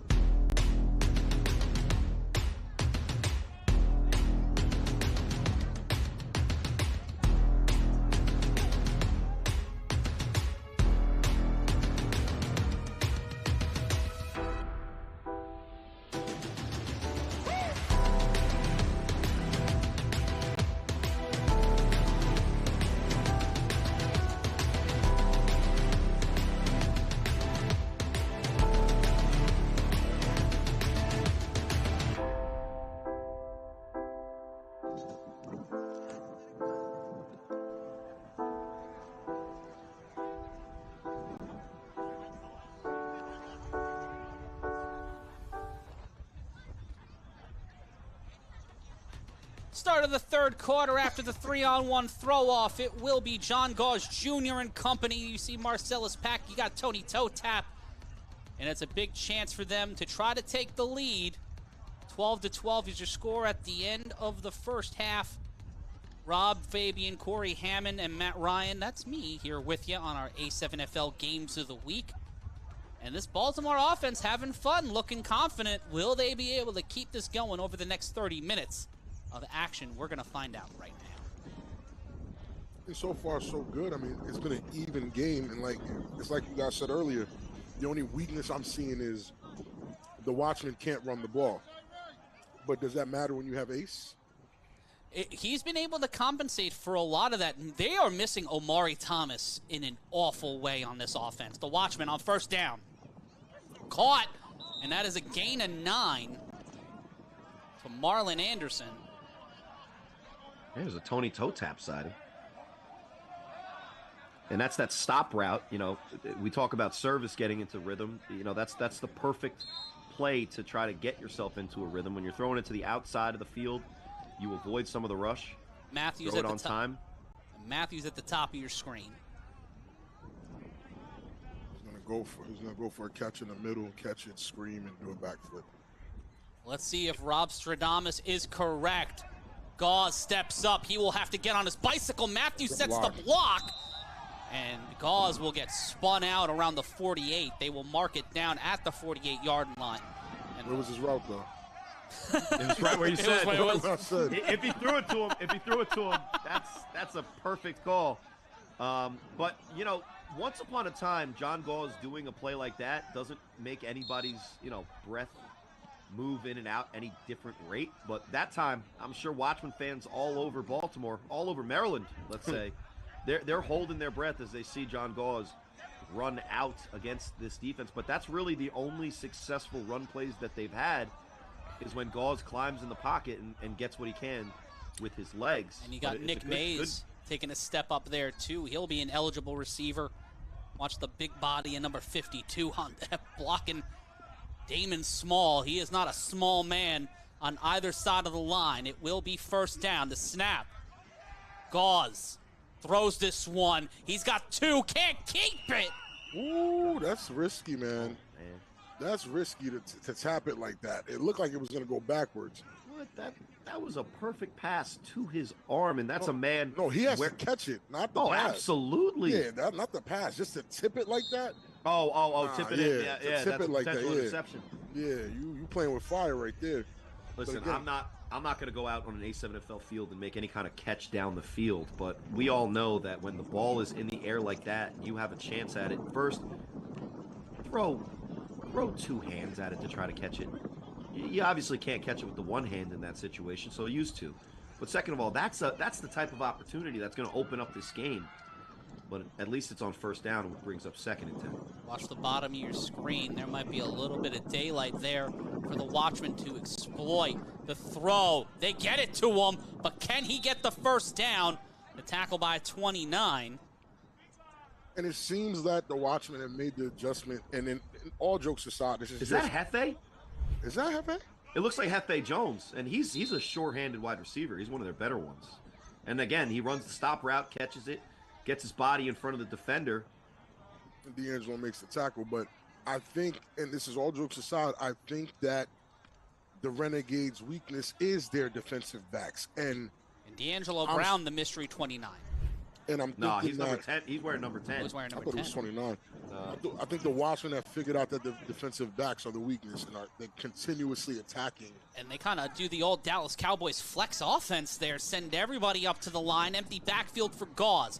On 3rd down, gets the reception, and they move the ball down the field, another fresh set of yards. They're attacking them. They're picking their poison and going. Gauze understands that these guys are coming full speed. He sees it. The pressure's still there. Nothing's changed except Gauze's release time and the route calling. And now it's the Renegades seeing the clock tick down. They were able to score quick on the first play of the game, but ever since then, the Watchmen have been able to turn the tide, but the Renegades defense showing out. But Gauze gets it to the check down. Can he get further? No, but a save play gets it over to the mean. Oh, that's over to the mean machine, Nick Mays, the old reliable check down in his first season back in Baltimore. After spending some time with the Patterson U, but we look again here on the replay, Rob. They get to him, but he stays so poised and still gets the. He's surrounded by white jerseys. Ooh, and that's a great tackle because you stop Nick Mays. Where he was. There's usually if you can get Nick Mays for 1 catch, 0 yards, it's a good day. It's a good play. It's a good play. You can walk home with your head held high. He goes for touchdowns and 20 plus. Watch Richardson here playing tight at the bottom of your screen. Three wide receiver set. Matthews in motion. Gauze now throws this one, catches it, and that one is complete. Yeah, they're giving these boys the route tree, man. Well, look, it's not even the route That's tree. Tony It's the same route on the over and catch. over again. It's the same route over and over again. It's the timing stop route.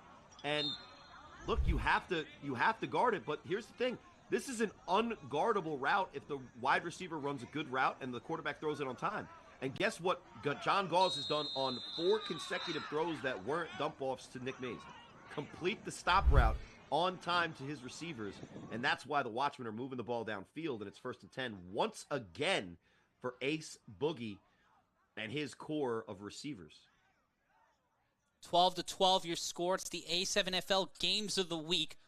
And you can see Gauze and OG Buck trying to figure out what's next in the play call. And it looks like Aunt Mo wants the ball. And you can see the frustration mounting. Gauze with an amazing day. 11 for 17, 153 yards, 1 touchdown for the veteran. And Nick Mays trying to bring a little order to the proceedings, but tension's running high, things running hot. Aunt Mo will get sent out of the huddle.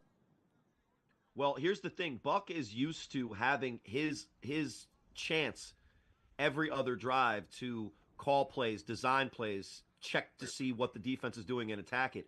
When Ace Boogie is cooking right now, which he is, there should be nobody in that huddle telling them to change up what they're doing, because even though they've run it over and over again and it's working, if they can just block for an extra half a second, what they've done is set up a double move that's an easy touchdown whenever they want it later in the game. So are they going to definitely call it here or in a situation down the road?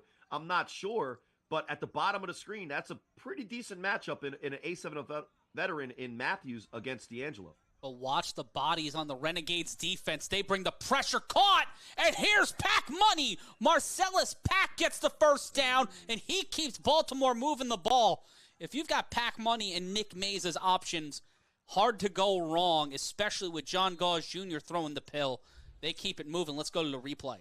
It's as if he takes a page out of Mark Diggs' book and just starts hitting guys on timing. There's nothing here. There's nothing going on that's crazy. It's just timing routes, like you said, Corey. And Mays instinctively, you can see it here again on the replay. Watch him there. Goes for the ball, but right there, he has Gauze has Pack Money. Smart play either way. First down, Baltimore. Going back to that 3 wide receiver set, we might see that check down off the line and almost. That's not a. That was bad. That was bad. That's dangerous. That's what it was. Bad. Yeah, now like it ends up not being that big of a deal, but what Gauze saw in the beginning of that play is that they were really just running past Nick Mays, so he would be wide open on a release route. What you have to do when you're letting a free rusher in because you're sending the tight end is you have to get the ball out quickly. The problem is that the danger comes when you have the rest of your wide receivers running inside routes, bringing other defenders into the negative space, because nobody was covering Nick Mays, and thank goodness, because that ball was just hanging in the air waiting to be a turnover. Gauze on second down. The clock will continue. The Watchmen had to burn 1 timeout early on this drive. 12-12 is the first drive of the half. The throw to Matthews. That one is a completed play. Richardson Jr. trying to matriculate himself the ball, but that will be another clutch throw from John Gauze Jr. on this drive. It will be second down, second and around 5. I don't know if you're showing that play on A7FL in motion, Matt, but that play moves the ball. It is a completion. It's now, instead of 3rd and 10, it's 3rd and 5. And guess what? No soccer. This is the A7FL. This is football. They get now 2 opportunities to get 5 yards. Now, for a team that hasn't called a run play since early in the second quarter, right. They're definitely going to still have to continue to potentially throw it, but it's definitely an easier conversion on 3rd and 5. And what they've been doing is setting up that jet sweep motion. They're going with play action to it, but eventually they're going to hand it off. It'll be 3rd and 5. They have to get to the 3 or the end zone. They got 2 shots to do it. Pack will take this one off the screen, and he gets the first down, sent out a play at the 2. Another fresh set of downs, and this Baltimore Watchmen defense offense, walking down the East Orange Renegades defense, Robin Corey. Yeah, the adjustment has been made. I won't say I called it, but I did. Definitely did. So I won't say that I called it, but everybody knows that I obviously called it. Now that's if you're manufacturing run plays and you're not able to just hand it to Humble Beast and have a good gain down the field, especially when you talk about the way that the defensive line for the Renegades has been attacking, where they're big, enormous, and they're getting vertical. Guess what? Pac Money is too fast to be able to seal that edge. They go where it's a trips to the one side. There's nobody on the side that the Jet ends up going to, and now it's 1st and goal for the Watchmen, and they've had the ball this entire half. And that's not smart. Ooh. That's not. I know they thought they had it, but because they haven't tested that middle in a while, that's still not smart. The intended handoff to Marquise Williams, the Humble Beast, gets a less than friendly welcome from the East Orange Renegades. Well, yeah. Well, call Dondre Kendrick because he says, "Hey, Humble, sit down." And now, right Kendrick now, Lamar would probably get up to what Dondre's waist, but probably. All Humble Beast wanted was a Black Grand National and 6 points, but it's not enough, as it will be 2nd and goal. The handoff, the Humble Beast will stumble and fall. There's a lot of weight flying around there. And that is 3rd down. It is at the goal line. They're not getting that push, man. They're not getting that push. But they are getting incrementally forward on each one of those sides. I think the desired result is that the middle of the scoreboard is still moving. Yeah. That's what they want. And on 3rd down, can he get there? Touchdown, Baltimore. Thank you, Santista Bob. Santista ref makes the call. Baltimore with their first lead of the afternoon, 18-12, taking down almost a third of our 3rd quarter. Yeah, that's crazy. I mean, it's been 10 minutes. It's 2/3. Oh, wow. 2/3. I'm sorry, leaving just long, over yeah. a third. Leaving That's just a long over time. a third. This is why I went to community college. And shout out to our nation's community colleges. They serve a very, very vital purpose, keeping people like me inspired. And with 5:31 left to go in the half, it's 18-12. The Watchmen will go for 1 from the 5. And the adjustments made. Shout out to Jackson. This is very interesting because the Renegades always had a good D line, but defensive backs were, a little questionable. But here's the most important extra point of the game so far. And here we go for the championship. Points can't get there, but they walk them down. The Watchmen take their first lead of the afternoon, but will it be enough to keep the momentum away from the Renegades? Oh, mama, they're on the run, and they've got a high price on their heads. Who goes to the playoffs? We find out next.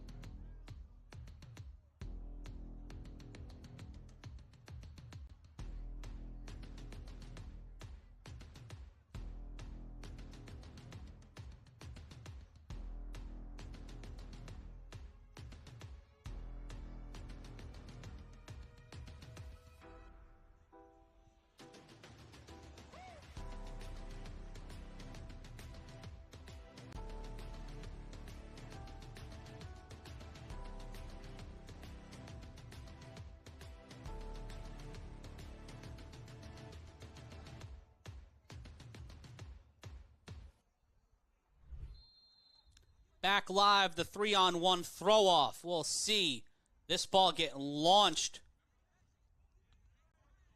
And here comes an opportunity for Richardson Jr. of the East Orange Renegades. Oh. He bounces off of one returner.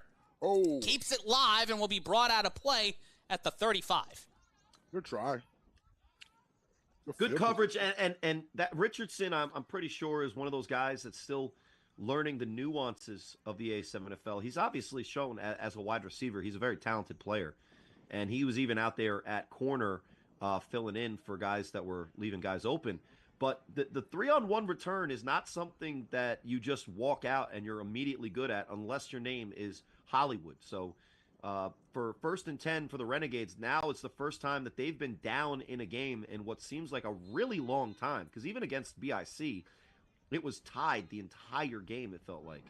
So 1st and 10 for Anthony Service, looking for his first completion in a while. And Service right now has not been able to light the lamp since the second quarter. That's to Jimmy Flott. Jimmy Flott will get to the 40 and get a little further and be brought down at the 43-yard line. It will be 2nd down. And a really smart way to get back into rhythm. All you got to do is call that quick screen. Now, the outside receiver had a 10-yard cushion, but it made it even easier for the slot receiver and Jimmy to get blocking in front of him.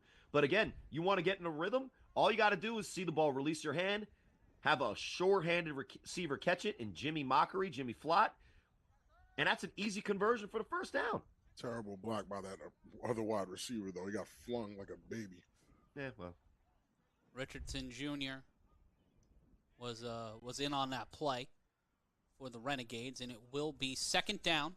Oh, it wasn't a 1st down, but it's still a completion. Yeah, it's a solid 5-yard gain nonetheless. The bottom of your screen loaded, but watch for DeAndre Haynes up top, but a flag. Again, a little bit weird defense.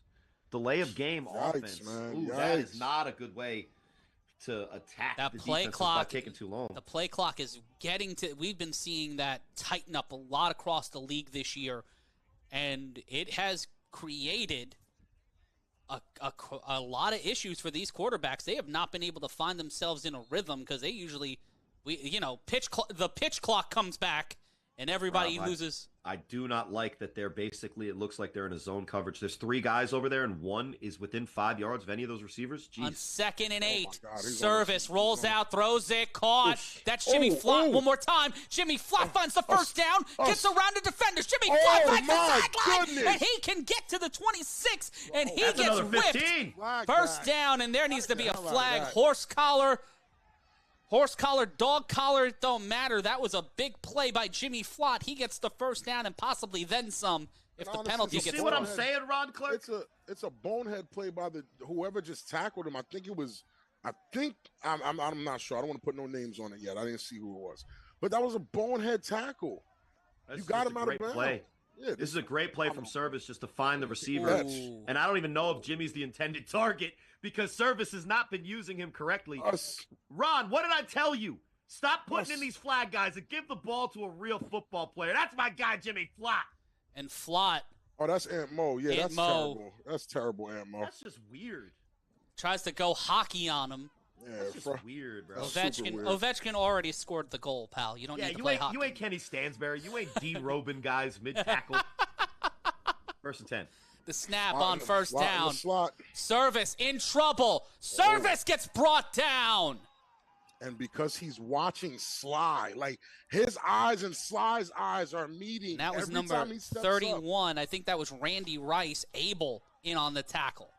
He's so worried about where Sly is spying on him. And because Sly is like 6'1", 6'2", and when he puts his hands up, he might be 6'7". Correction, I believe that was number 21.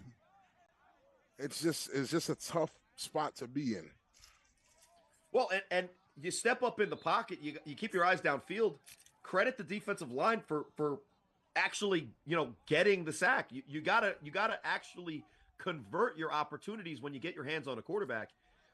And when Service has stepped up in this game, it's been 50% great play for the Renegades, 50% great play for the Watchmen. So, 1st and 10 after the penalty, got the ball to Flott, even though you're probably throwing it to Richardson. Honestly, that's what it looked like because Richardson's kind of his go-to guy. And now you're in 2nd and long after the sack. Line loaded up. Watch for number 0. That's G. The throw caught. Nice. Brought down at the 15-yard line, and that's caught by Richardson Jr.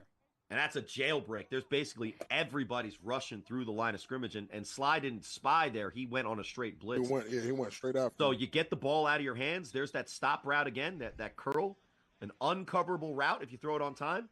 And it doesn't matter if there's a guy in your face. If you get the ball to your receiver, he's able to catch it, and you convert the 1st down. Now, I don't think it's 1st down, but it's definitely 3rd and manageable. Third and it could be 3rd and 5. These teams are extremely evenly matched, and for everything that one team has been able to do so far, the other team has either been able to counter, adjust, or they're fighting back. This has been a really great game of A7FL football so far. It's 2nd and 5 after the catch from Richardson Jr. In trouble. The throw to the end zone. Can he get it to the big man? No. Haynes reached out, but he could not find Faith or the football. It'll be 3rd down. And they've been, no matter who's there, no matter who's on this team, small ball call, put 2 on DeAndre. I get it. It was DK Butcher in on the coverage. And here's the thing: the Watchmen, they stay honest because they've been waiting all game to send out Megatron on a play just like that. And this is the reason, because when you send him out in the route, there's one less guy blocking for your quarterback. And credit DK Butcher, because that's a well-thrown ball. More often than not, Dondre wants a ball that's hanging up there so he can plant his feet and jump up and get a jump ball. But if it wasn't for a great defensive play, that is a touchdown pass for service. So DK making a big play and forcing what looks like, and I'm not sure, is this 3rd or 4th down? It is. I believe it is 3rd down. We are winding down with 15 seconds left to go in the 3rd. And we'll see if they even get the play off before the change in quarter. And it's 3rd and 5. Last play of the 3rd quarter. Can the Renegades tie this one up? And that will be another penalty on possibly the Renegades, milking that play clock. Offsides on the defense. So you can't just give it to him. That's at the insane. end of the 3rd quarter. Seems like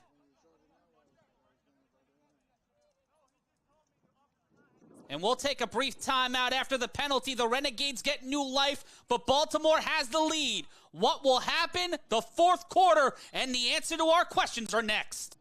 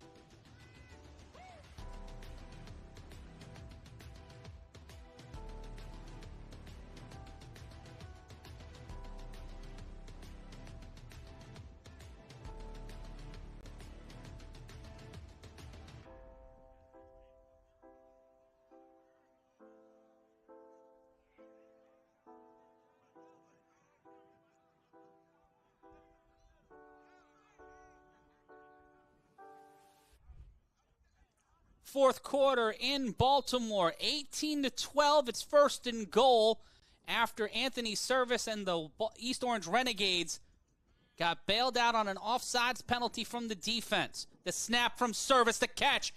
Here's an opportunity for Jimmy Flott. Flott in trouble, and he tries to move the ball downfield on 1st and goal.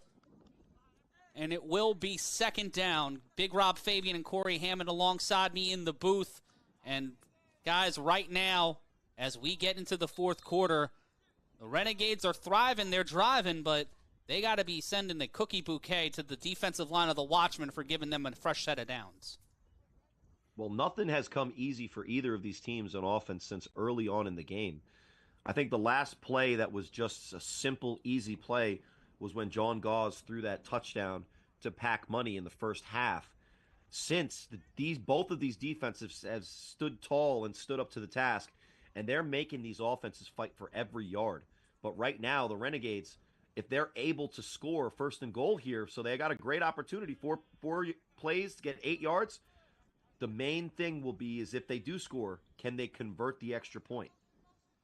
G in motion, service, rolls, throws, caught, touchdown Renegades! Wow. Prime time. That's why they call him prime time. He's not Elix Skipper. He's G. Touchdown, East Orange. And they go that quarter roll again. They went with the motion, which Oh a lot of times that motion will confuse the corners. Oh, here's a flag. Bro. It'll confuse the corners, and then, do the corners switch, like who has outside, who has number 2. But when he rolls out, it's a bench route. It's out. So Holding on the offense, no touchdown. Oh, my gosh. Another. I was just about to explain that it's an out route, so you read the corner. If he goes with the first out, you throw the second right behind him. Nothing you could do. That's a great read from Service, a better throw. But who's the hold even on? They're not even trying. I don't see anyone. Yeah, I don't see anyone holding. They're not even trying to block. Oh, so they saw that holding, but never mind. Yeah, don't get Rob started. 18-12. It'll be a replay it down. They move back, but watch Aubrey Minor. He was prowling. Throws this one, does service to the end zone, almost picked off. He's lucky it wasn't. Nani makes the play, and he, Serve thinks that he's got the mismatch with the taller receiver. Yeah, but the problem is he hung the ball a little bit too much. If you're going to throw a jump ball, there's 2 things you need to do. You either have to throw it at the high point, or you have to drive it so it gets to the receiver before the corner can turn around. Breaking news, off a pick 6, the Vegas Gold lock in their first win of the season, 25-14, their first win in history. In the regular season, the Vegas Gold defeat the Hunters 25-14, but with 12:19 left to go, it's 18-12. The Renegades knocking on the door trying to tie. It's third down. 3rd and goal. Service throws to the end zone one more time and cannot get it to Richardson Jr. Dancing around trying to call for a penalty, talking sweet nothings into the ref's ear, won't get it done. It will be 4th down. You're not going to get it every time. You're running? I'm running. No, not if I'm the quarterback with all this real estate, I'm running. I don't know about that, but calling a run play on 2nd down might have been good because the most effective offensive plays that they've had recently have been running plays. Not and only. Here's I a guess question. they have been completing the ball in the second half. Here's a question for both of you guys real quick. Has it been the Watchmen's resolve on defense in the red zone, or has it been the Renegades' inability to just they got that touchdown taken away from them because of the penalty, but the Watchmen defense here has been... And right before the play, the red zone is the hardest place to get yards like this because the field is short and there's not as much space. 4th and goal, the pressure to the end zone one more time. Can he get it? And he does! God. Give him the loot! Smalls, touchdown, Renegades! Glorious, he is enormous. No, nothing. No, I was letting you rock. Yeah, I was letting you cook. Man. All right, You good. just told me that man was enormous. I was going to let you go. They don't know what they want from him. The more money he comes across, the more tutties he sees, ties the game 18-all. And listen, that is an absolute, Yeah, I don't know. Dime, bro. Is that a prayer to St. Christopher? Nah, because this is the right thing to do. This is the right thing to do. Wow. Give your man a chance at the back of the end zone. And look, with a That's man trust. rushing in his face, he puts the ball out there, and there hasn't been a more important player than Smalls today. Yeah, for the Smalls are Renegades. going crazy. Watch this Look at again. this. A dime. And He he just catches that. And just the way to just jut the ball out just enough, the defender can't keep his foot pace. It's the that's weight. an elite throw. Yeah, it looked like the weight of the moment was just too heavy for the corner. Like, he's right there. You Can't are get it, right though. there. Just And pat here we go away. for the extra point, trying to break the tie in the corner of the end zone. Richardson can't get there, but with 10:57 left to go in this one, it is all wrapped up, 18-18. We're not in a neat little package yet. We've got 10:57 left to decide this one, but it's 18-18. The Watchmen get the ball back, and this is going to be a real interesting showdown. And folks, if you want to wear the official fan gear of the A7FL, get your fan gear today. Don't just watch the game, wear the game. Go to A7FLshop.com right now. That's A7FLshop.com right now.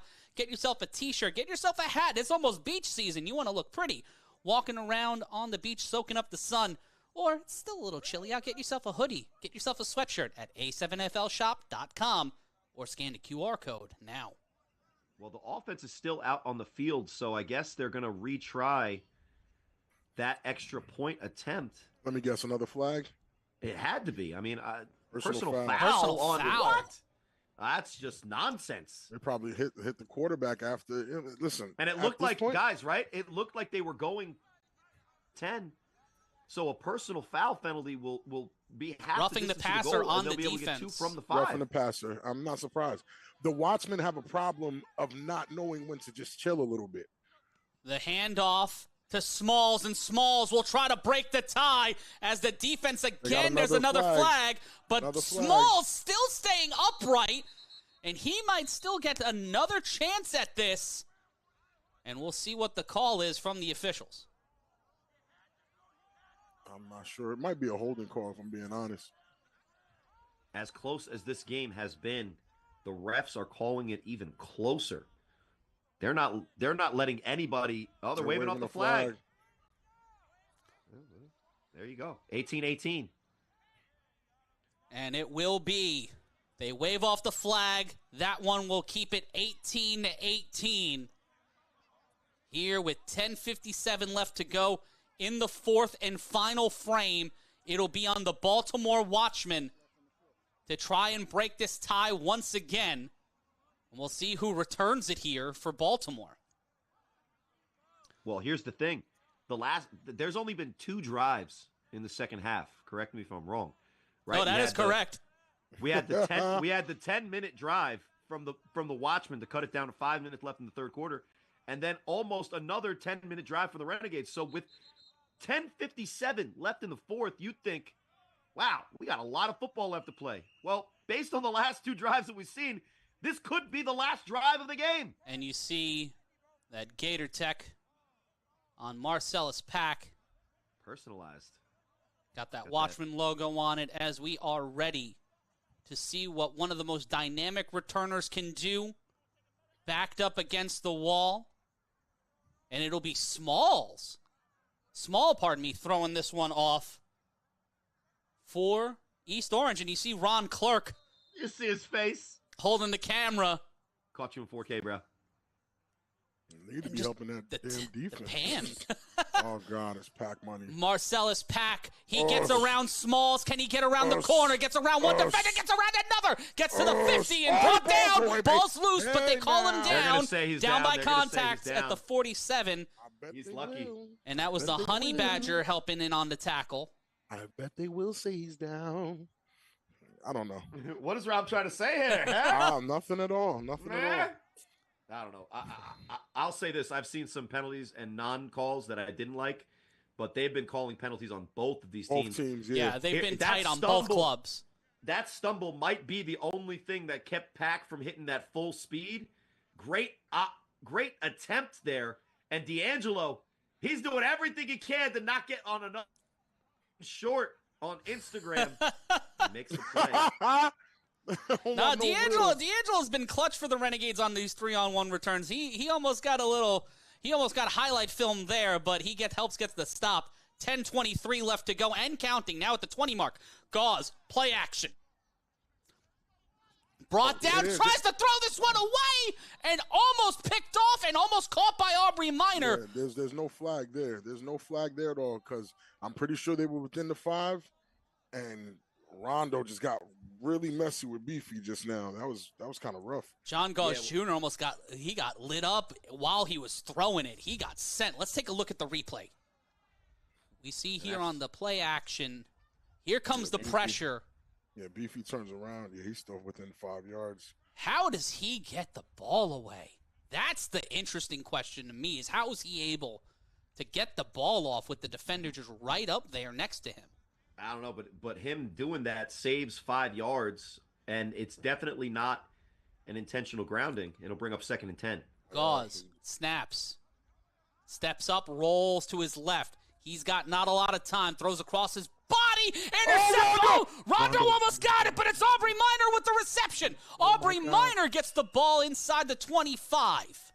Yeah, Rob thought it was 6. Rob thought it was 6. My mom said if I don't got nothing nice to say, don't say nothing at all, man. I don't want to say anything. Now, look, to start, let's give him some praise, because when John Gauze rolls out to his right, throws across his body back to the left to the tight end leaking out, how many times has that worked in the past? It's even worked in this game already. So you see Rondo's in front. He reads it. Look at Rondo. Bro, he starts to break on it. He starts to break on it so early that he has a great opportunity. Gauze can't see him in the frame.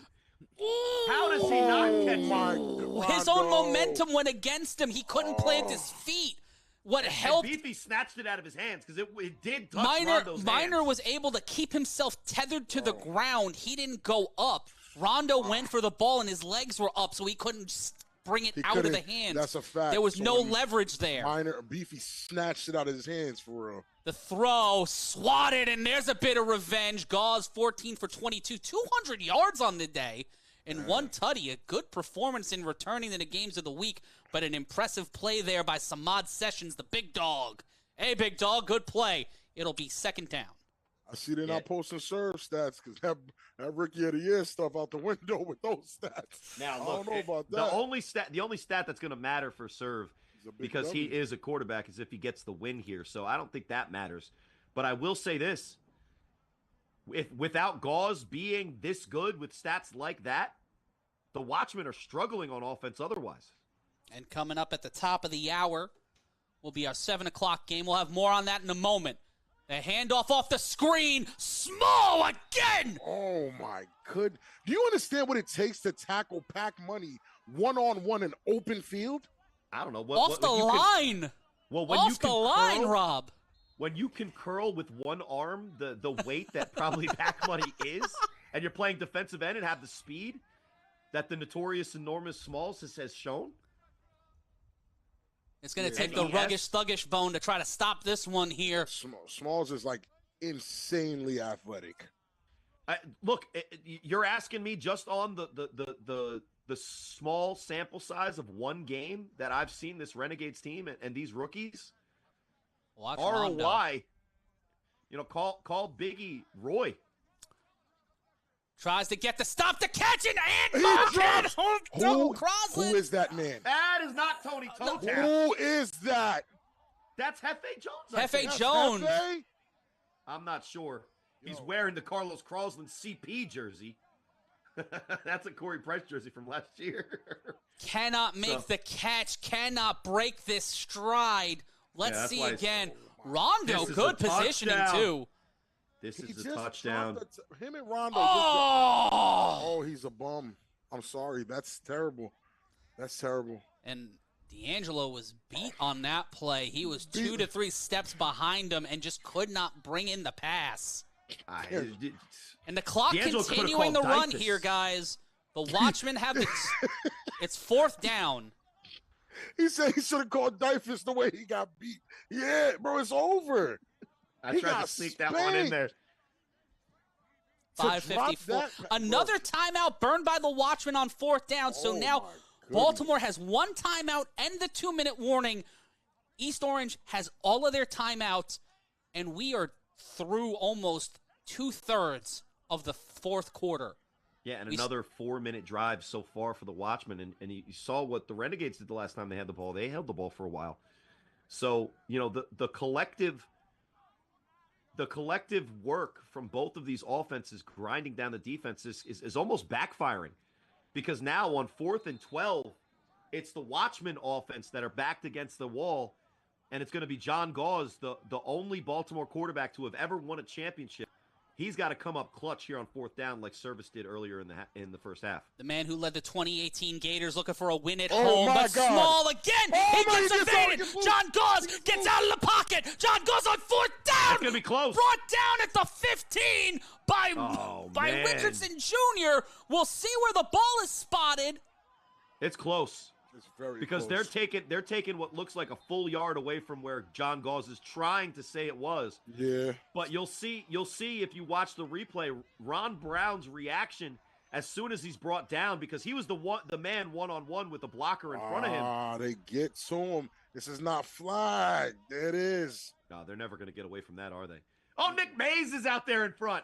Yeah. Nick Mays He gets just Ron out the getting club. Ron Brown out the club, but Richardson down? He Jr. stopped at the line. At the Nah. 15. Nah, He's got to get past the 10. He's got to get to the 9. He's got to get to the 9-yard line. But the line to gain is literally right at that 9. Nah, look where he gets tackled at, bro. Let's see It where looks- he gets look, It's look, going brought to be down. close. That's what I said. Hold on. Ooh, pardon me, at the 15. He had to get to the that's 14. He had to get to the Why 14-yard do we line. have to go through this every week? Every You're- week we get here. What- It's what do you- definitely what- not. Oh, and it's What do you have first to lose, down. Rob? They did not give it to him. Well, I think there's a challenge right now. There might be a challenge on this. I'm waiting for the official word because I just saw Service and Company on the field. He gets tackled before that line. Yeah, if you look at the sticks. Yeah, he's Yeah, got to he's get gotta past get the to 4. the Oh, 14. no. He's at the right 15. Right in on between. All right, He's so right in watch between. it here. Watch where it is. Oh no, so it's not a first. It's Look not a where the first. line is. It's not a No, first. it would It's be. gotta It get- would he's be got to get to the first for 14. Renegades. It's first Yeah, down. they're First for saying. Renegade. Nah, it's not a first. It's a Renegades ball. We'll I see thought the- here. He's got to Yeah, he- get past the 14. He is brought down at the 15. At the 15. It can't. At the It 15. can't get any closer because, to be Yeah. fair, he falls in between the 15 and the 14. That's Yeah. exactly where he falls. Yeah. Now I think he needed to get all the way to the 14, so it's a pretty clear call if that's the case. But a great play from Richardson, who's been an offensive standout so far, especially in the Richardson- first half. Richardson might have just saved the game. Well, he's given his offense a chance now with the game tied. 5:25. minutes. Small setup to the right of Service. Give him the ball. Here's my We'll thing. change sides. Thank you. A handoff, Thank and you. Small gains a small amount of tackle. yards. That's a phenomenal tackle. Yeah, that's a phenomenal. As you should. You should definitely celebrate because that's a Yeah, phenomenal and tackle. who is that? I Because think that's you Pluck weigh Turner. you weigh 123 Yeah. pounds. Yeah, And you just stopped tackle that the guy. Monster. Yeah. You just tackled a guy that's probably closer to 3. Who has Great play. been a game breaker all game. Real. We looked at Service, we looked at DeAndre Haynes, That's a but great Damon block. Small. My wow. God. Oh, nah. Smalls has to get that young man out the way. That's set up for him to go one-on-one with that guy right there. Kudos to that young man. That's a great tackle. And after that failed challenge, the Watchmen challenged the call on the field. They have no timeouts remaining.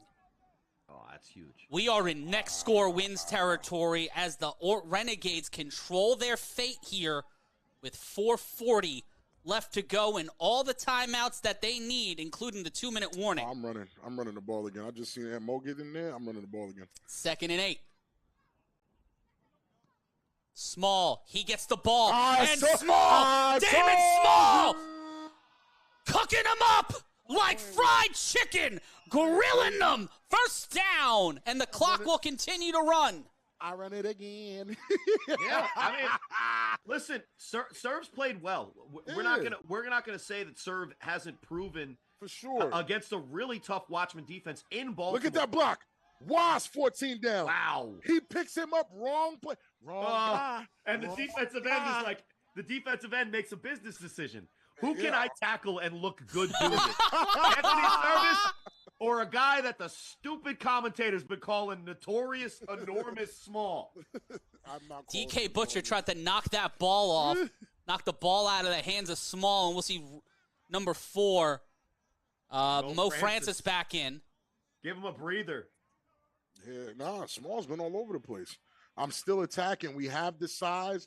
We have it right there. Like that middle is wide This open. is a design quarterback run play. The way the running back's set up, he's a blocker. The snap. Service Definitely a throws block. this to the end zone. Caught by Richardson Jr., but will they call him in bounds? Yo. Big Yo. Rob just took his headset off. Yo. What Yo, just happened, bro? Yo. It'll be That- I that's think a- it's second down. Incomplete pass. for those who The are clock will continue to run. For those who are playing the NCAA football at home, that's L2 circle to the right. You're throwing the back shoulder fade to the outside, and you just let your wide receiver fall into He's in. Don't do that. I think he's in. Ooh, do we see the challenge flag? Do we see can't. it? Oh, he can't They challenge can't. it. They cannot, can't? in my opinion. Oh. But I my think we opinion are in a matters. challenge. We are in a I believe we are in a He's challenge right in, now. Bro. It's not one foot. It's one cheek, right? They Look. one took us, untook. Yeah, In. That's in. The tuckus hit inside. the tuckus is tucked. The tuckus is tucked. Cheeks don't sneak, baby. Cheeks don't sneak. Oh, And the handoff, Oh, no What is that challenge. intuition? Ron Brown will move the ball ahead, What? and this Come will on. continue us If they in moved third it back- down. If they moved it back, they're saying it was incomplete. Yeah, this center is incomplete. It's No! incomplete. It's third down. Oh my goshness. Oh, my goodness gracious. I'm feeling like Susan Waldman when Roger Clemens showed up. And we That's- are at the 2-minute warning. Guys, that's two touchdowns. I mean, not touchdowns. Not That's touchdown. two big pass plays stolen from the Renegades. The And obvious this pass play interference. will be replayed for days. When we return, we settle this one. Score, not score. Let us know in the locker room chat. It's 18-18 at the 2-minute warning. Get your friends. We end this one next.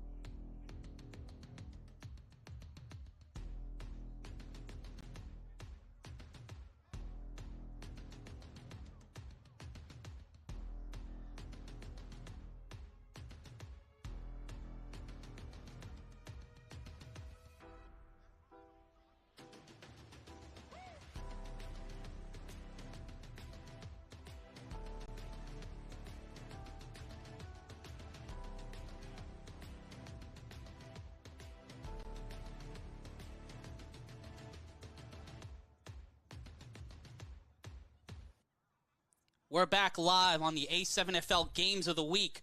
Live here on A7FL Games of the Week. Triller TV Plus, Fight 24/7, Fox Soul, DAZN internationally, A7FL.TV, even on IG and YT. Matt Ryan alongside Big Rob Fabian and Corey Hammond. And after a wild call and a wild game, it's 3rd and 7 at the 2-minute warning. 1:55 left to go. The Renegades tied with the Watchmen. The Watchmen looking to avoid losing back-to-back games. The snap service throws this one to the end zone. That one will make it 4th down, intended for Richardson Jr., Rob Corey. This game's tight. And would have been a lot more wide open, hypothetically, if it was 1st and goal with 2 minutes left down inside the 10-yard line. But, I'll say this. When you're playing in a game and it's currently going on, you can't look at that play and say, oh, we got cheated and start to feel bad, because there's there's plenty of game left. Look, Rob, did Moon catch it or not? I'll ask you, did Moon catch it or I not? have a ring, sir. I have a ring. I have my ring, sir. Guess what? In the game, it didn't matter. He didn't catch it, according to what the refs did, and you can't continue to say in the course not. Facebook chat after the game, You can't live there. Right, so now it's 4th and 7. They had the incompletion, and they got to convert. They got to move on from that play, because if they're still upset about it. 3rd and 7. The throw, and it's incomplete. It will be 4th down. I'm running the ball, bro. And I'm pretty sure, Matt, correct me if I'm wrong, that was 4th. I think that was 4th down. Pardon me. That was 4th down, and it will be 1st and 10 for Baltimore. They have no timeouts. And with 1:45 left to play, it'll be on John Gauze Jr. to put the team on his back and bring Baltimore a victory and a playoff spot, because to remind you, the winner of this game will lock in a playoff spot in the Eastern Conference.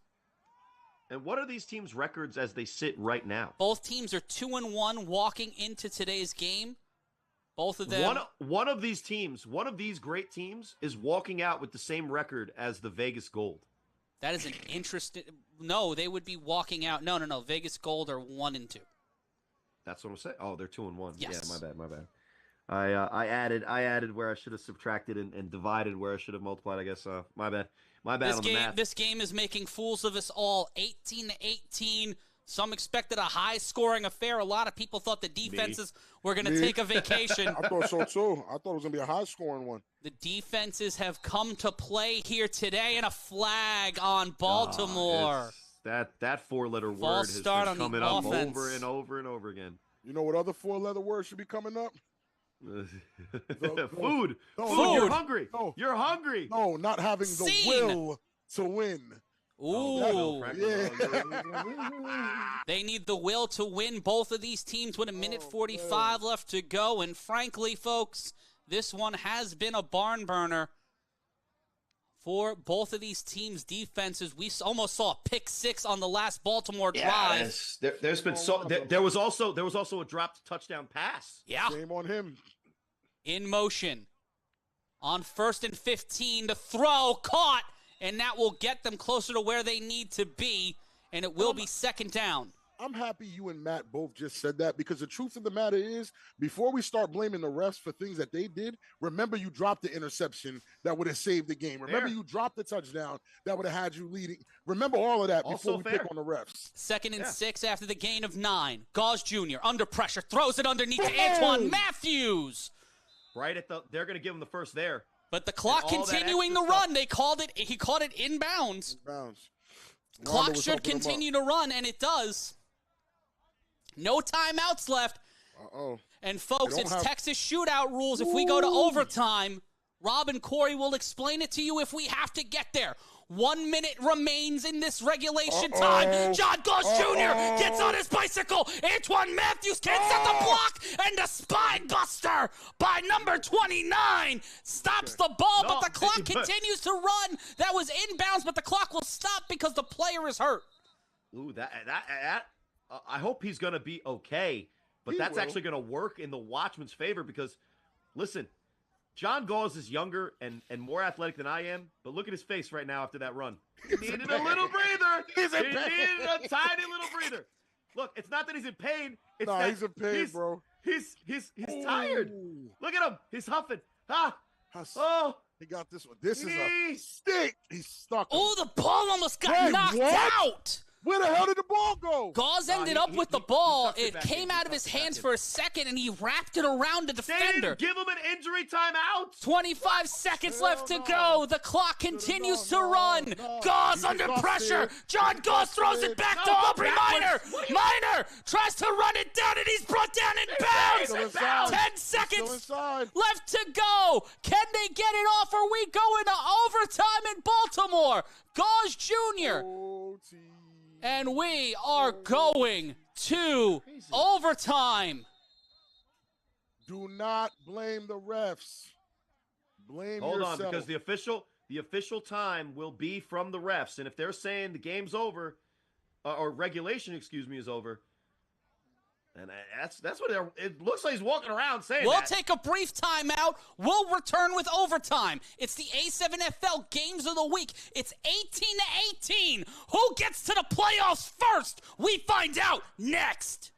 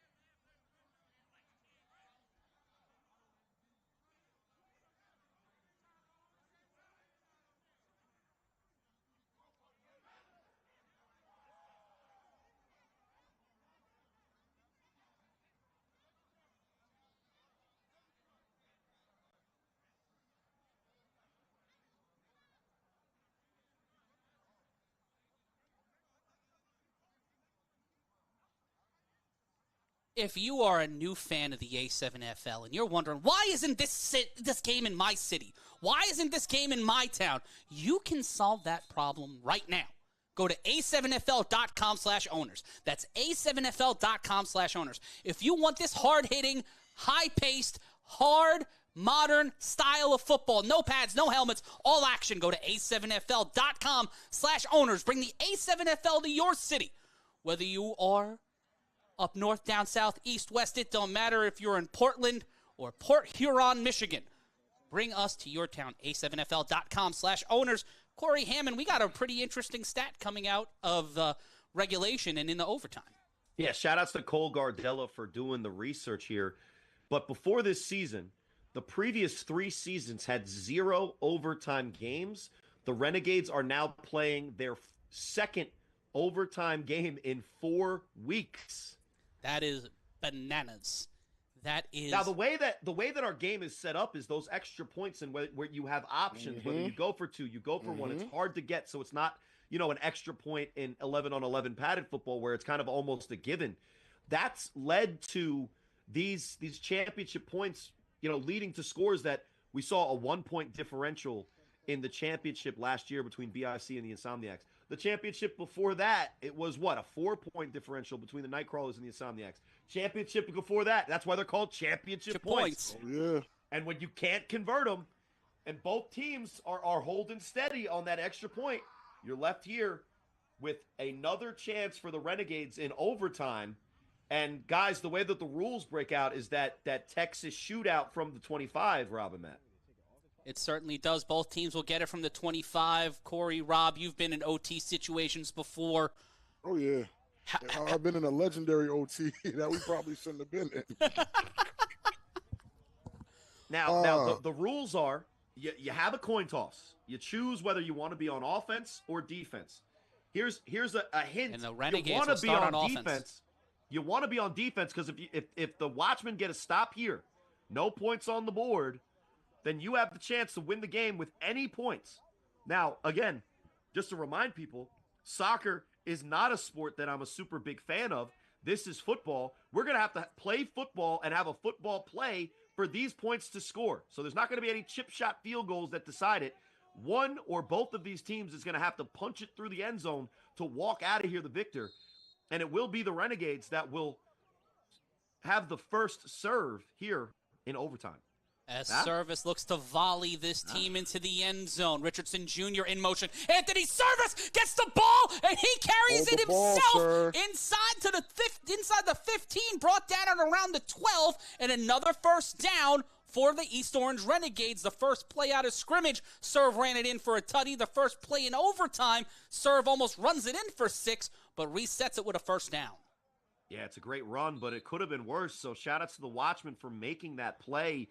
And Serve holding the ball like he usually does, a Kyler Murray, toddler with his parents' cell phone running around type of situation.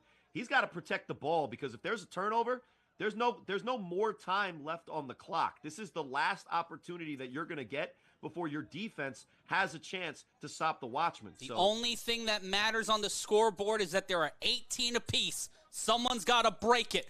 The handoff. That is Mo Francis. Mo Francis gets to the 2-yard line. Oh, no, that's Smalls. Pardon me. Oh, that's Smalls. I'm sorry. I thought he had the hat on. I didn't see the blue gloves. That was Small, notoriously making his way to the 2. Wadame with a Wadame of a play. We see it here again. He has been... Look at that cut. My God. Phenomenal 2 block. offensive plays. Phenomenal blocks. Look, 20 yards basically on the ground, and now it's 1st and goal. And listen, if they go away from the run right here, shame on them. Corey, the skies are parting and the sun is hitting every soul on the planet for you saying that. Yes. The sun is setting in the Eastern Standard Time Zone. In the twilight of the haze, can Serve light it up. He keeps it. He rolls. A flag is thrown, and he will run out of play. Yeah, that's going to be. Bro. So, listen, the holding call after great rushes on first down, if it's now going to be 1st and 20 again, basically, because it'll be 1st and goal from the 18, that is the worst offensive holding call you could possibly have. That is not what you want right now. It's second and goal, and they are moving back, and you can see the frustration on Small's face. And they're basically where they started this drive, but now they only have the one set of downs to punch it in the end zone. Holding on the offense. Second and goal for Service and the Renegades. Now they gotta put NES, the notorious enormous Smalls. So I'm gonna start calling him NES for short. They gotta put him in the backfield. They gotta hand the ball off to him. And in my opinion, you force the Watchmen defensive players to tackle that man. Because guess what? If he gets 8 on first and goal from the 18, if he's threatening the defense, then you can go play action. Then you can use his ability to threaten the defense as a counter or a decoy if you want. But if they go just straight to throwing the ball, I think they're playing into the Watchmen's hands at this point. Second and goal. After the penalty, they are now at the 29-yard line. Oh, my goodness. The serve sets up, throws over the middle, can't get there, no flag. You have to run here, bro. And there was a second penalty and unsportsmanlike conduct that set that up, but it's third down. Oh, so it wasn't a hold? It was a double penalty, holding and unsportsmanlike. Oh my goodness, 25-yard penalty in overtime. And we are inside the huddle. A look you can only get here in the A7FL. So we're gonna call this the discipline game. Whoever has the least amount of discipline between these two teams is the one that's gonna win the game, right? I mean, we'll lose the game. I get it. That's insane. The football gods have given and taken away with this game. If you are an A7FL fan, this is the football that you came to see. Getting it down to crunch time, a playoff spot on the line. For all the negatives, all he has to do is complete one big play here. He could put his team up top. They're tight on his favorite receiver at the top of your screen. Correction, it was a second and goal. Service in trouble and brought down at the 40. A huge sack, and that is a huge play from Aunt Mo. Service hasn't been able to show that when the pressure's on like that and somebody's grabbing his jersey, that second ability to get loose, like we've seen it from Sterry, we've seen it from Huff, we've seen it from Tender. You see when he gets caught here, none of those other guys I just named are getting stopped here. And Nick May's helping set that up too. He helped Aunt Mo seal that lane. And you can see the Baltimore boys are hyped, but it ain't over yet. We've got to decide this one. You saw Snag Sosa there on the sideline. He seemed to be... Third and goal from the 40. Wild. And a flag. Oh, what else is new? On Baltimore. Of course. And like, what could he have... Oh, it's a sideline warning. It was a sideline warning. Everybody's getting a little too frisky over there. Third and goal on the 40, and you can see the body language on the Renegades sideline. This is not how they expected this to go. Oof.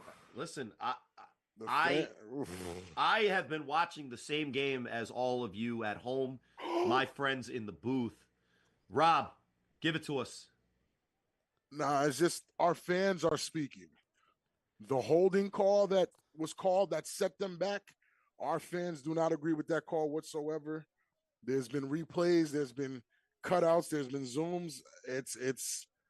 It's pretty nasty, man. Yeah, well, it's pretty nasty. You got to overcome all adversaries in a football game, and if one of them, the flag is waved off. If one of them happens to be wearing similar colors to you, and you're playing a team that's red and black, and there's another adversary that's wearing jerseys and just that look to like let yours. people know, there are 5 minutes left in the hour. If you're waiting to watch the Watchmen, watch Insomniacs and Stealth, that'll be on A7FL.TV immediately following this game, and on YouTube. That game will start immediately at the top of the hour.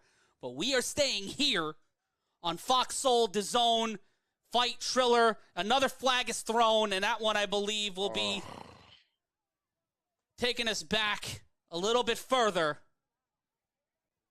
And listen, the Renegades are an extra point away against BIC from being undefeated. but now they are in overtime fighting for their lives to stay above 500. They know how to play football, and there's a lot of really good and talented players that they've added to their roster and are featuring in this game. None bigger, literally and figuratively, than Smalls, who has been enormous in this game. Conversation. Go ahead, Corey. Well, I was going to say, Rob, I'm going to call the man enormous. I'm just being literal here. I'm not talking about anything weird. But Corey, Rob, when we talk about this matchup and when we talk about coming out of this game, how does this affect the top 7 voting? How does this affect the play? Oh, when we're moving back up? Jeez and Pete. I'm going to be honest with you, Matt. This game is going to be one of the most frustrating games to now place teams, because a team like the Renegades is going to be underneath all these teams as if this is like them from last year or the year before. They have played nothing but competitive games. They're just, whatever it is, it's not clicking to get them over this hump when they're going against top tier teams. I'll say this: watching a lot of the inside the A7FL type of extra media, we'll say the A7FL Plus, if you're watching lives and such, right? I like that. The Renegades had a lot to say talking about the Animals as if that was an important matchup to some of the guys on that roster. Now, a lot of those guys are not currently on the field, so it's not an unequivocal thing. But what the Renegades have shown is that they're a team to be reckoned with. But what they have not yet shown is that in close games like this against competition that's at equal or maybe slightly superior to them, at least in reputation, they haven't been able to pull the games out. So they got to get this win here. 3rd and goal from the 25. Service. Rolls out. Anthony Service, the block is set. Slips on. Touchdown, Renegades. Him to run. And a clutch play this season has not been made like that. Serve with an open field in front of him. A slight hesitation on 3rd and goal from the 35. And then he takes off, capitalizes, and the Renegades go up in overtime. Corey. But this extra point may decide the game. You throw first quarterbacks, make me want to choke someone. Run the ball. Run it. You sound like that is a thing you would only hear in 2025 and 1935. Zero, you aren't even trying to win the game for your team. Do you just want to go home? Anthony Service. And we see it again. Look at the that. play is made right here. He made a miss. It's over. It's over. Run. And reminder, folks, this is not the end of the game. The Watchmen get one more drive, one more chance from the 25, but a lot rests on this extra point. We have not seen any extra points made this game. No extra points have been scored. So right here, for fans, right? For some of the fans, they scored here. Cool. If they score the extra point or miss the extra point, the Watchmen get the opposite. This is it. This is very important here. Let's wait for this, and then I'll explain the rest.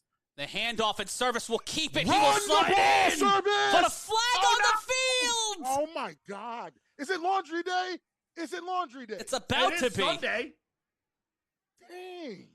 He met the press and found a way in, like Tim Russert in the '90s, but somehow, some way. I got a question though, because why holding on the offense?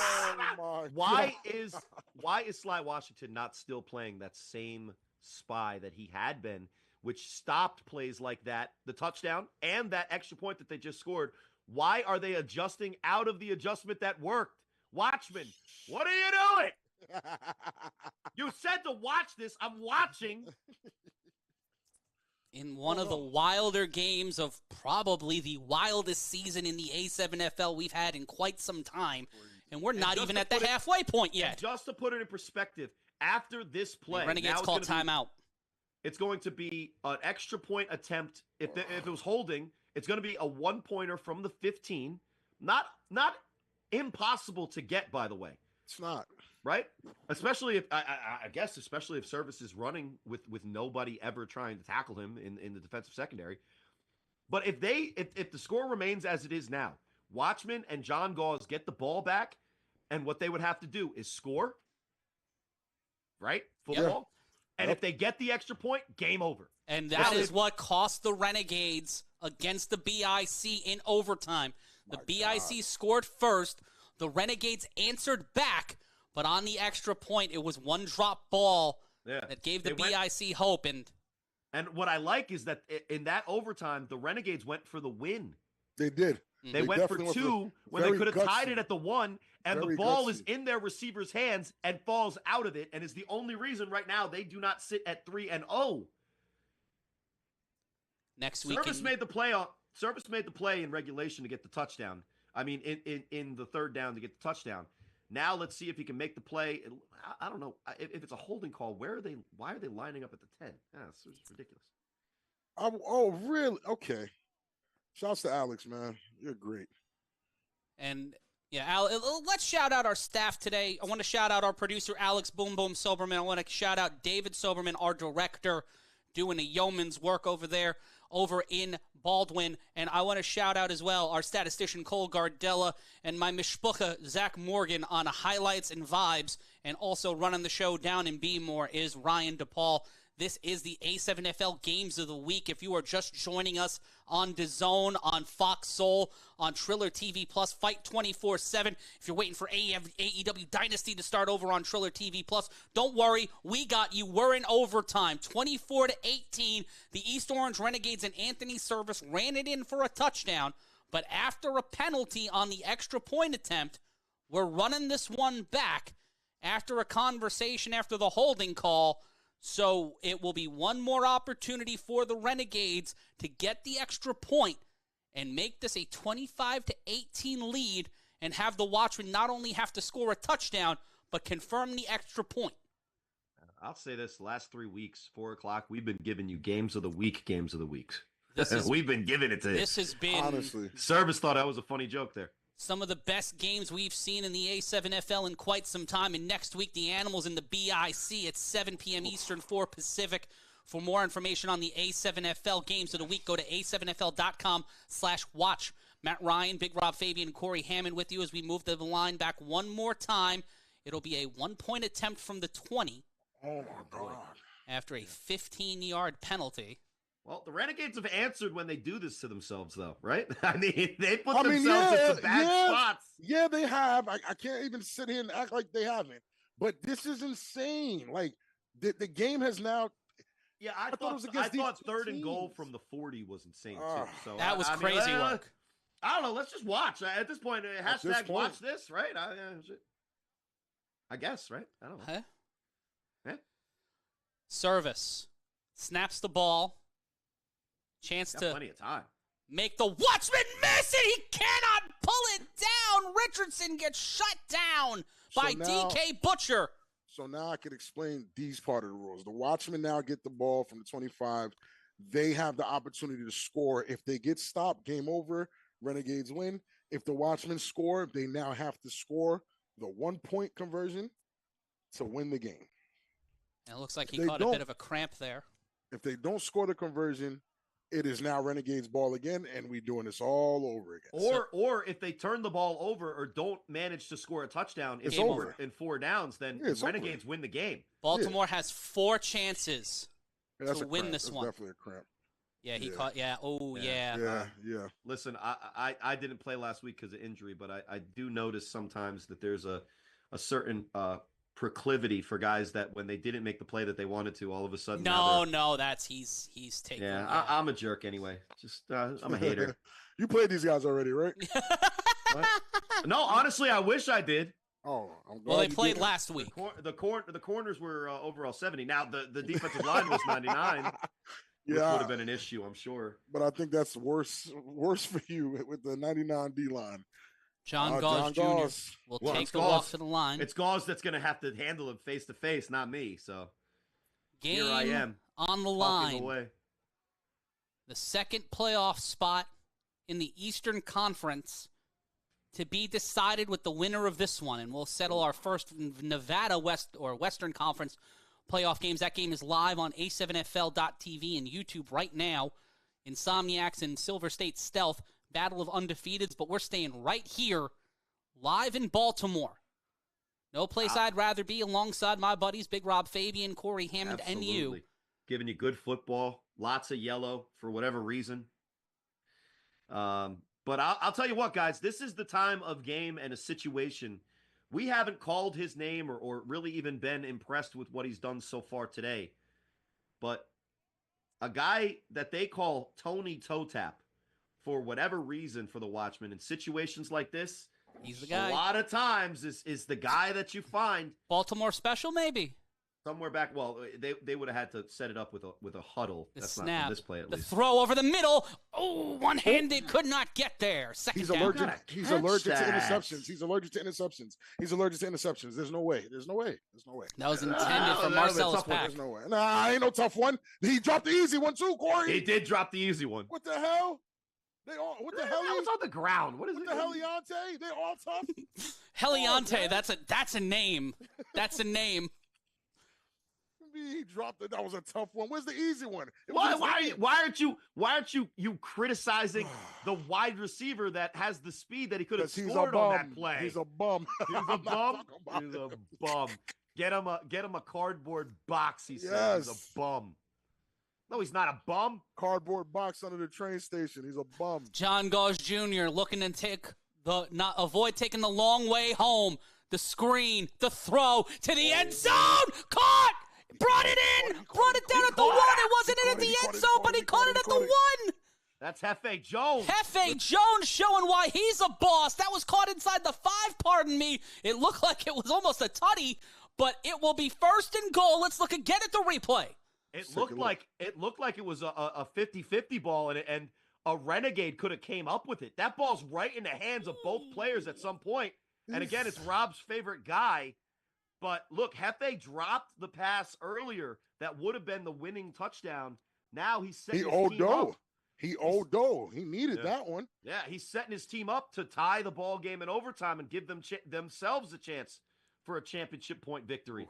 So down at the 1. Look how close they are. The 1-yard line. Plays, humble Aubrey, beast. the humble beast, set to the right. The handoff stopped and brought down behind the line. Second down. I'll be honest. It's a bait and switch. Humble beast. Gauze on the outside left. Pulls that thing. Yeah. Pulls that thing and throws it to Beefy on the flat. Yeah, that's what I would call. I know that's what you would call. You would throw it here, wouldn't you? I would absolutely throw it. Sick man. You are sick. Right now, Rob, what can the defensive line do to just close up any gaps? And there you see the sideline. They have to go real. Go real is. Oh my God! They're gonna meme this. They're gonna meme this. Don't meme them. Get off there. They have to game on the line. 2nd and goal. Gauze hands it off. He keeps it. The throw. Caught. I knew it. Discipline. Aubrey Minor with the tutty ties this one up, and now it comes down to extras. They have to play discipline. As you asked me, Matt, that was the answer. They got to be disciplined. You can't be overzealous. You have to account for everybody that's on that line, and they didn't. And Aubrey Minor, a.k.a. Beefy, got a quick and easy one. Look at Watch Beefy. here. Just leaks out. Bang, bang, bang. No one there except him in the end zone. That's it. Him, his Lord, and the touchdown. That's a lot tougher throw than it looks like at the first angle. Because when you saw from that angle, it's Dondre, who probably is the man that's the only one able to cover him on that play. He should have dropped back. Well, no, he's got to play the run. I mean, it's a 290-pound running back. Well, like what are you? He should have jumped. No, they should have had a man on man coverage on the line. Tight end. This is the game is either over or here, going to second overtime. Well, here we go. Gauze with the 1-pointer. The pressure rolls out to his right. Can he get there? The throw. He's open. Baltimore wins it. Baltimore wins it in overtime.